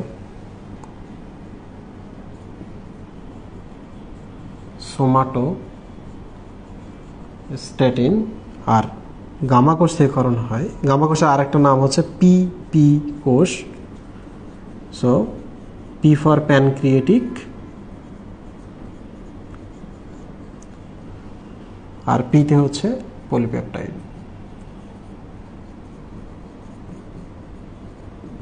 ক্লিয়ার? তাহলে আমরা 4 ধরনের কোষ পেলাম, আলফা, বিটা, ডেল্টা, ডেল্টা এবং পিপি বা গামা। আলফা থেকে গ্লুকাগন, মনে রাখবেন এইভাবে, এর ভুল হয়ে যায় অনেকেরই, আগে আতে আলফা, গেতে হচ্ছে গ্লুকাগন। তাহলে বিটা থেকে ইনসুলিন, তাহলে এখান থেকে এই হরমোনগুলো ক্ষরণ হয়। প্রশ্ন হচ্ছে এনজাইম ক্ষরণ হওয়ার পর নালী দিয়ে যায়, এই জন্য এদেরকে বলা স্বনালী গ্রন্থি। তাহলে এখান থেকে হরমোন ক্ষরণ হলে কোন পথে যাবে, কোথায় যাবে? স্টুডেন্ট, আপনি যখন এখান থেকে এনজাইম পাঠাচ্ছেন এই জায়গায় পরিপাক করতে, পরিপাকের পর খাদ্যগুলো কোথায় যাবে? সারা দেহে যাবে। সাথে সাথে এরা করছে কি, এখান থেকে আইলেটস অফ ল্যাঙ্গারহ্যান্স গুলা হরমোন তৈরি করছে, হরমোন তৈরি করে সারা দেহে পাঠাচ্ছে যে রান্না চলছে, তোমরা প্রিপেয়ার্ড হও। কি? সারা দেহে সব কোষ। খুব মজার না? এরা পরিপাকের জন্য ডিওডেনামে এনজাইম পাঠাচ্ছে, বাইকার্বনেট পাঠাচ্ছে, আর এরা হরমোন তৈরি করছে, করে সারা দেহে পাঠাচ্ছে। এখন বলেন তো, সারা দেহে পাঠাতে গেলে কি নালীর মাধ্যমে পাঠাইতে পারবেন? না, রক্তের মাধ্যমে পাঠাইতে হবে। ইয়েস, সো এখানে কিন্তু রক্তনালী আছে। যেহেতু বোঝানো মুশকিল, এই জন্য আমি একটা কাজ করতেছি। এই যে ধরা যাক, দিস ইজ রক্তনালী। এটা কি মুহিব? রক্তনালী। তাহলে এখান থেকে খরিতে হবে, এগুলো এখানে প্রবেশ করবে, খরিতে হবে, এগুলো প্রবেশ করবে, খরিতে হবে, এগুলো এখানে প্রবেশ করবে। ঠিক আছে? সারা দেহে চলে যাচ্ছে। কারা যাচ্ছে? This is hormone. কেন যাচ্ছে মুহিব? যখন পরিপাক হয় তখন তো খাদ্য সারা দেহেই যাবে, তো ওগুলোকে কিভাবে প্রিপেয়ার করবে, ওগুলোর জন্য প্রিপারেশন নিচ্ছে। এখন আমি আপনাদের দেখাবো আসলে কিভাবে কি কাজ করছে। দেখেন, this is insulin, this is glucagon, এটার নাম হলো সোমাটোস্ট্যাটিন। এই জায়গা বোঝার চেষ্টা করেন। আর এটার নাম হচ্ছে প্যানক্রিয়াটিক পলিপেপটাইড, রাইট? কোনটা থেকে কোনটা আসছে? ইনসুলিন আসছে বিটা কোষ থেকে, গ্লুকাগন আসছে আলফা কোষ থেকে, সোমাটোস্ট্যাটিন আসছে ডেল্টা কোষ থেকে, প্যানক্রিয়াটিক পলিপেপটাইড নামক হরমোনটা আসছে গামা কোষ থেকে। দেখেন, ধরা যাক it's a cell. What is this Muhib? Sell.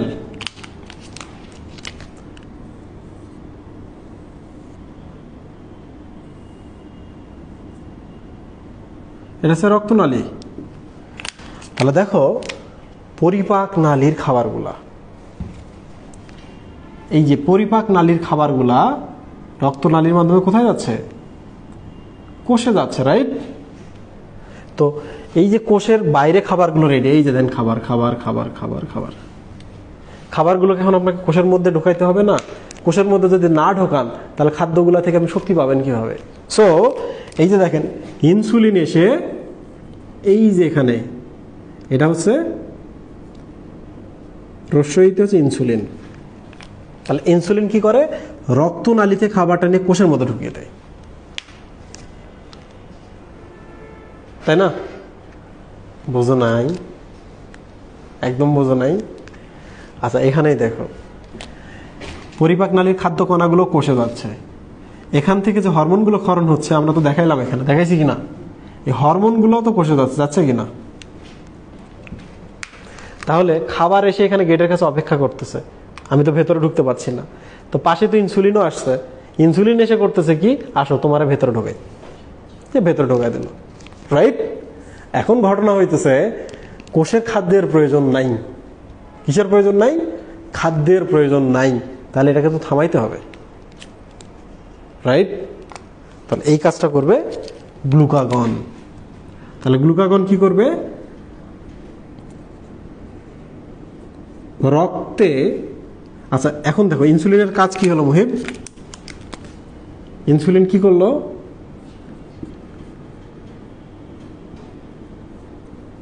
রক্তে গ্লুকোজ বাড়ালো না কমালো?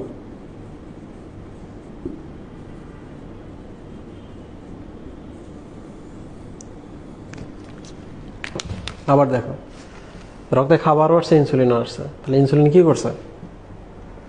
রক্ত থেকে খাবারগুলোকে কোষের মধ্যে দিয়ে দিছে। তাহলে রক্তে কি খাবার কমলো কিনা? গ্লুকোজ কমলো কিনা? ইয়েস। তাহলে গ্লুকোজটা কমে গেল। এখন বলুন তো, আপনার ডায়াবেটিস, আপনার শরীরে ইনসুলিন নাই, কি হবে? আপনার ডায়াবেটিস, আপনার ইনসুলিন নাই, কি হবে? তাহলে খাবার তো এসে এখানে অপেক্ষা করবে, কোনো ইনসুলিন নাই। তাহলে খাবার এখান থেকে কোনোদিন কোষের ভেতর যাইতে পারবে? কোষ খাবার পাবে, কোষ শক্তি পাবে, কোষ পুষ্টি পাবে? কোষ যদি পুষ্টি না পায় আপনি দুর্বল হবেন না সবল হবেন? দুর্বল হবেন, আপনি মাথা ঘুরে ধূপ করে পড়ে যাবেন। তো ডায়াবেটিস রোগীরা কেন মাথা ঘুরে পড়ে যায়? ইনসুলিন নাই তো, কোষ শক্তি পাচ্ছে না। ইনসুলিন নাই, কোষের ভেতরে কোনো খাবার নেই। তাহলে ইনসুলিন কেন লাগে আমাদের? ইনসুলিন হচ্ছে একটা রিসেপ্টর বা কিছু একটা এনিথিং, ও কোষ ঝিল্লিতে এসে বসে গ্লুকোজ প্রবেশ করে ভেতরে। ইনসুলিন নাই তো ভেতরে কোনো গ্লুকোজ সাপ্লাই দেওয়ার কোনো সুযোগ নাই। Insulin is a gatekeeper. ঠিক আছে? তাহলে বলো, ইনসুলিন রক্তের গ্লুকোজটাকে কোথায় নিয়ে গেল? কোষে। তাহলে রক্তে গ্লুকোজ বাড়ছে না কমছে? রক্তে কমছে। আরে গেট কিপার তো ভেতরে ঢোকাচ্ছে সব। তাহলে কোষে বাড়ছে, রক্তে কমছে। ইনসুলিনের কাজ কি? গ্লুকাগনের কাজ কি? উল্টা, রক্তে বাড়ায়। এর কাজ হচ্ছে উল্টা। তাহলে গ্লুকোজ কমালো, সরি ইনসুলিন কমালো, গ্লুকোজ বাড়ালো, গ্লুকাগন বাড়ালো। তাহলে সোমাটোস্টেটিনের কাজ কি? প্রিয় স্টুডেন্ট দেখেন, সোমাটোস্টেটিন নামটা আমি আপনাদের ভাগ করে দেই।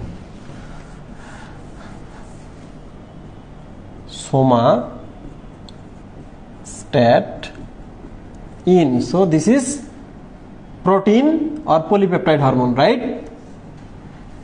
সোমা মানে কি? দেহ। দেহ মানে তো কোষ, রাইট? তাহলে সোমা মানে কি? কোষ। সোমা মানে দেহ, সোমা মানে কোষ। স্ট্যাট মানে কি? স্থির। স্থির মানে কি? ধ্রুব। তাহলে সোমাটোস্টেটিন এমন একটি হরমোন যেটা দেহের বা কোষের ব্যাপারগুলো স্ট্যাট রাখে বা স্থির রাখে বা ধ্রুব রাখে। কিভাবে? ইনসুলিন বেশি ক্ষরণ হচ্ছে, তাহলে রক্তে সে কমিয়ে ফেলবে, কোষের মধ্যে বেশি বেশি দিবে। আবার গ্লুকাগন বেশি ক্ষরণ হচ্ছে, তাহলে কোষে সাপ্লাই বন্ধ, সবগুলো এখানে জমা হতে থাকবে। গ্লুকাগন তো এখানে জমা করে, আর ইনসুলিন কোথায় জমা করে? এখানে। তো দুইজন মিলে সবসময় একজন ভেতরে ঢোকাচ্ছে, একজন বাইরে বাড়াচ্ছে, একজন ভেতরে বাড়াচ্ছে, একজন বাইরে বাড়াচ্ছে। কেউ না কেউ তো থাকতে হবে তাদের উপরে, যে সবসময় ব্যাপারটাকে ধ্রুব রাখবে। কিছু বুঝছো? কেমনে ধ্রুব রাখে? সোমাটোস্টেটিন হরমোন এদেরকে ধ্রুব রাখে। কেমনে ধ্রুব রাখে আমি দেখাই। এই যে দেখেন,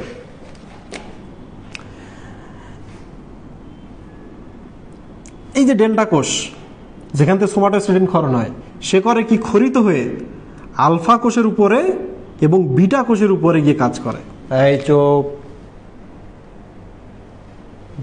দেহের এখন গ্লুকাগন একটু বেশি দরকার, একটা অমুক দরকার, একটা ব্যালেন্স সবসময় তৈরি করে। তার মানে সেখান থেকে খরিত এর উপর, সেখান থেকে খরিত হয়ে এর উপর কাজ করে। বুঝতে পারছো? এখন প্রশ্ন হচ্ছে, গ্লুকাগন কেমনে বাড়ায় রক্তে? আমরা তো বুঝলাম যে ইনসুলিন গেটে থাকে, সে কোনো কিছু টেনে ভেতরে ঢোকাচ্ছে, রাইট? তাহলে প্রশ্ন হচ্ছে, গ্লুকাগন কিভাবে এখানে বাড়াচ্ছে? এই যে দেখো এখানে, দিস ইজ বিটা কোষ, দিস ইজ আলফা কোষ। এখান থেকে গ্লুকাগন ক্ষরণ হয়ে ইনসুলিনের উপর কাজ করে। তখন ইনসুলিন বাড়বে না কমবে? কমবে। অনেকের কাছে জটিল হয়ে যাবে স্যার। শোনেন, এগুলো সবই জানতে হবে, আপনাদের বইয়ে আছে।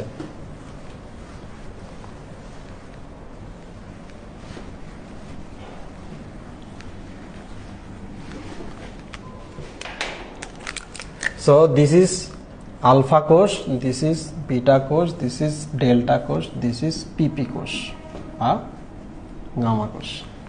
দেখেন ডেল্টা কোষ কি করছে? এর উপরে গিয়ে ধ্রুব রাখছে সবকিছু। ধ্রুব মানে হচ্ছে স্ট্যাটিক। স্ট্যাটিক স্ট্যাটিক মানে, তাহলে এই হরমোনটার নাম কি? তাহলে এই হরমোনটার নাম কি? সোমাটোস্ট্যাটিন। তাহলে এদের কার্য সবকে ধ্রুব রাখছে। তাহলে আলফা এবং বিটার উপরে নিয়ন্ত্রণ আছে এর। এবার দেখেন, বিটা থেকে কি আসে? ইনসুলিন। এখন এই আলফা করে কি? মাঝে মাঝে এর উপর গিয়ে কাজ করে, করে ইনসুলিন কি করে? কমায়। কিছু বুঝতে পারছেন? এখন আপনি চিন্তা করেন, আপনার ইনসুলিন বেশি দরকার, আমি আর পেঁচাবো না, জাস্ট এখান থেকে শেষ করতেছি। ইনসুলিন আপনার বেশি দরকার, এই আসলে কিভাবে কাজ করে আমি দেখা যায়। ইনসুলিন আপনার বেশি দরকার, তাহলে আলফা থেকে যেন গ্লুকাগন এসে যেন এখানে কাজ না করে, তাহলে এর উপর না কাজ করে এর উপর কাজ করে, তখন সে কি হবে, আলফা থেকে আর গ্লুকাগন ক্ষরণ হবে না, বিটা থেকে ঠিক ইনসুলিন ক্ষরণ হইতেছে। মজার না? আপনারা একটু বলেন তো, আপনারা এই আলফা বিটা ডেল্টা জিনিসটা বুঝছেন কিনা? এখন ইনসুলিন বেশি ক্ষরণ হচ্ছে, এখন কি হবে বলেন তো? ইনসুলিন বেশি ক্ষরণ হচ্ছে, এটা ঠিক না, রাইট? ঠিক না। তাহলে এখন কি করবেন? এখন আলফা থেকে বিটার উপর গ্লুকাগন পাঠিয়ে দিবেন, গ্লুকাগন, তাহলে ইনসুলিন এখন কি হবে, কমবে। তো এ যদি এখানে গিয়ে কাজ করতে চায়, তাহলে এর উপর মাতবরি করা যাবে? যাবে না, তুমি বরং এর উপর মাতবরি করো, কমিয়ে দাও। You got me? প্লিজ।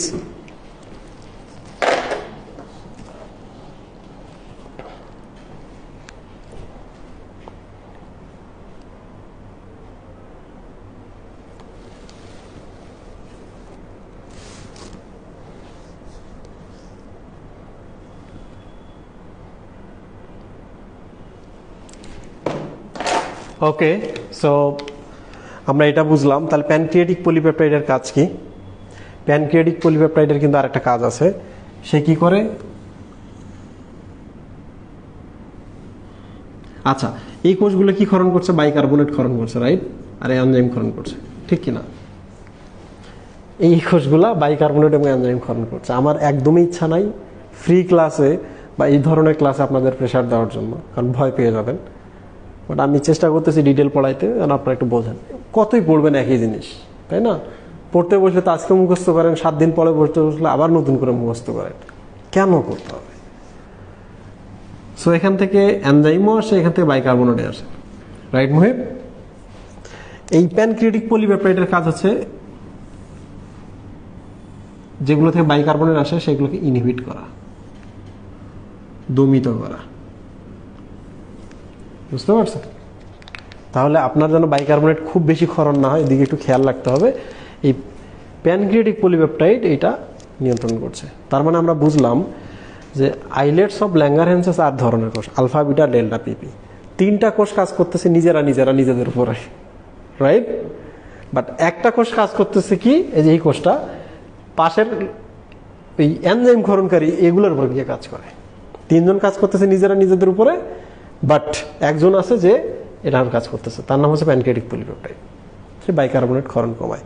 প্রিয় স্টুডেন্ট, এখন আমি অগ্নাশয় সম্পর্কে একটু ফাইনাল ব্রিফ করছি, আপনারা শুধু শুনতে থাকেন। অগ্নাশয় হচ্ছে একটা মাংস লঙ্গ, মানে টোটাল মাংস, সো এর নাম হচ্ছে প্যানক্রিয়াস।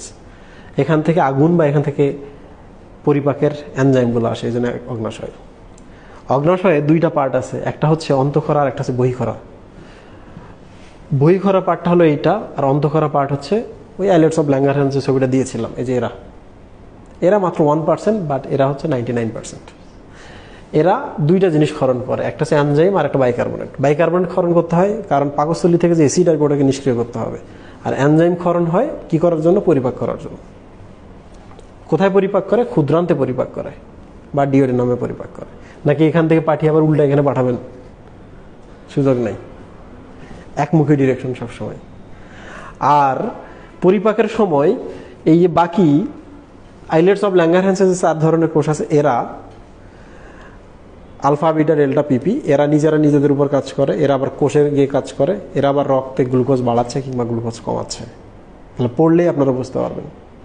শুধুমাত্র 4 নম্বরটা যেটা আইলেটস অফ ল্যাঙ্গারহ্যান্স থেকে গিয়ে পাশেই এই এসাইনাস পার্ট বা এই জিনিসগুলোর উপরে কাজ করে, বাইকার্বনেটের পরিমাণ কমিয়ে দেয়, ঠিক আছে? আবার বাইকার্বনেটের পরিমাণ বাড়ায় আবার অন্যজনে। কে বাড়ায় আমি এক লাইনে বলি। এখানে যখন এখান থেকে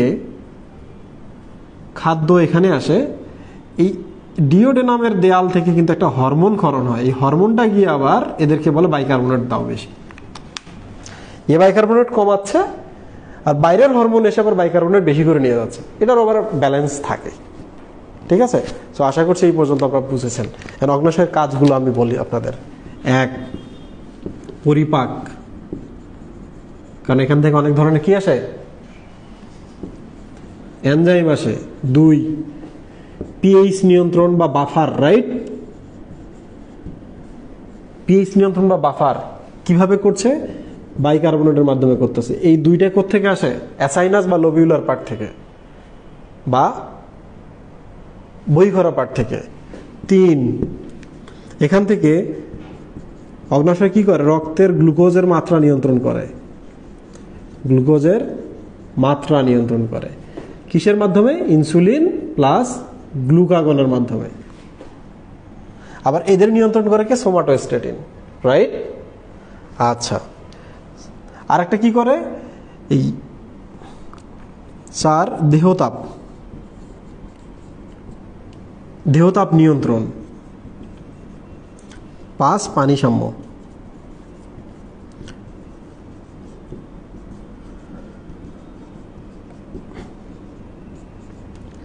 এই দুইটা দয়া করে দেখেন, দেখে আপনারা লাইভ থেকে চলে যান। দেহতাপ কেমনে নিয়ন্ত্রণ করা দেখেন। This is your cell. সেলে কি লাগবে? তাপ লাগবে। আপনি যদি তাপ তৈরি করতে চান তাহলে সেলে কি করতে হবে? বিক্রিয়া ঘটাইতে হবে, রাইট? Feel it. আপনার শরীরে তাপ লাগবে। শরীরে তাপ লাগলে কি করতে হবে? আপনার কোষে বিক্রিয়া ঘটাতে হবে। বিক্রিয়া ঘটাতে গেলে কি লাগবে? আপনার গ্লুকোজ লাগবে, রাইট? গ্লুকোজ কোথা থেকে আসবে? পরিপাক থেকে আসবে, রাইট? আপনি যত পরিপাক তত গ্লুকোজ রক্তে আসবে। রক্ত থেকে ইনসুলিনের মাধ্যমে কোথায় যাবে? এখানে। তার মানে এই যে দেখেন, গ্লুকোজটাকে কিন্তু কোষের মধ্যে নিয়ে যাচ্ছে কে? ইনসুলিন। ইনসুলিন কে দিছে? অগ্ন্যাশয়। তাহলে গ্লুকোজটাকে যদি আপনি ভাঙেন আপনার দেহে তাপ উৎপন্ন হবে। তাহলে অগ্ন্যাশয় দায়ী কিনা তাপ উৎপন্নের জন্য? এখন ব্যাপার হইতেছে আপনার দেহে খুব তাপ উৎপন্ন হয়েছে, এখন কি করবেন? আপনার দেহে অনেক তাপ, এখন আপনাকে তাপ কমাইতে হবে। তাহলে আপনাকে বিক্রিয়া কমাইতে হবে। বিক্রিয়া যদি কমাতে চান আপনার কোষের মধ্যে গ্লুকোজ কম পাঠাইতে হবে। গ্লুকোজ যদি কম পাঠাতে চান এখানে ইনসুলিন পাঠানো যাবে না। ইনসুলিন যদি কম পাঠাতে চান তাহলে কি করতে হবে? অগ্ন্যাশয় থেকে ইনসুলিন কম পাঠাতে হবে, রাইট? এই জায়গা যদি না বোঝেন আপনি আবার প্লে করে দেখবেন এটা ক্লাস শেষে। তাহলে এইভাবেই কিন্তু দেহের তাপ নিয়ন্ত্রণ করছে। গরম লাগলে গরম তৈরি করবে, আপনার ঠান্ডা লাগার প্রয়োজন হলে ঠান্ডা তৈরি করবে, রাইট? পানি সাম্য নিয়ন্ত্রণ। আপনি খেয়াল করছেন অগ্ন্যাশয় থেকে কি পরিমাণ বাইকার্বনেট এবং অন্যান্য আয়ন তৈরি হয় এবং কি পরিমাণ এনজাইম, সবচেয়ে বেশি এনজাইম ক্ষরণ করে অগ্ন্যাশয়। যত বেশি এনজাইম, যত বেশি বাইকার্বনেট, ওগুলো তো পানি সহ পাঠাইতে হবে, রাইট? মানে নিয়ে যাবেন কেমনে? ওই যে মাছের মতো সমুদ্রে পাঠাইতে হলে মাছের সাথে পানি দিতে হবে। তাহলে অগ্ন্যাশয় এত এনজাইম এবং অগ্ন্যাশয় এত বাইকার্বনেট ক্ষরণ করছে, তাহলে অগ্ন্যাশয় প্রচুর পরিমাণে কি ক্ষরণ করে? পানি, রাইট? তাহলে আপনার দেহে যদি পানি বেশি হয় অগ্ন্যাশয় কি করবে? তার এনজাইমের সাথে ক্ষরণ করে পরিপাক নালীতে পাঠিয়ে দেবে। আপনার দেহে পানির পরিমাণ একটু কমলো। আপনার দেহে যদি পানির পরিমাণ আর একটু বাড়াইতে হয় বা কমানো যাবে না, তাহলে অগ্ন্যাশয় কি করবে? কম পানি বের করবে। এনজাইমের সময় কম পানি বের করে দেবে। এইভাবেই কিন্তু আমাদের অগ্ন্যাশয় দেহের পানির সাম্যটাও নিয়ন্ত্রণ করে। ক্লিয়ার? বলেন খুব দ্রুত। আজকের ক্লাসে আমি বোঝাতে পেরেছি কিনা? যারা এখনো বোঝেননি, হঠাৎ করে ক্লাসে জয়েন করেছেন, প্লিজ ক্লাসটা করে নেবেন। আর একটা বিষয় যে কমেন্ট বক্সে আপনারা নিজেরা গল্প করেন, এটা খুবই একটা lower class habit. Personality grow করেন, পড়ালেখা জীবনে অনেক করবেন, অনেক ডাক্তার ইঞ্জিনিয়ার হবেন। পার্সোনালিটি ছাড়া কোনোভাবে পৃথিবীতে চলতে পারবেন না, কোনো কিছু অর্জন করা সম্ভব নয়। সো এটা মাথায় রাখবেন। কমেন্ট বক্সে আপনাদের অ্যাক্টিভিটি দেখে যেন মনে হয় খুব অসাধারণ কিছু মানুষকে আমি পড়াইতেছি। আই নো ভালো হবেন না মন্দ হবেন এটা কিন্তু আপনাদের উপর নির্ভর করছে, কারণ এটা চয়েস, যেটা বেছে নেওয়া যায়। আমি ভালো অ্যাক্ট করব। আপনারা বলেন আমি বোঝাতে পারছি কিনা?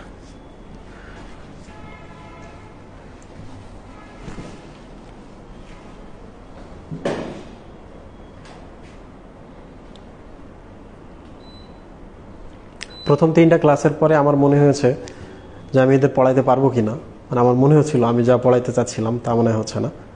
তো আজকে আমরা কিছুটা সন্দেহ ফিরেছি, মানে আজকে আমরা চেষ্টা করেছি বোঝাইতে। ইনশাল্লাহ ধীরে ধীরে নেক্সট ক্লাসগুলো ভালো হবে। সামনে পরিপাক আসছে, এখন আমরা একটা কাজ করব,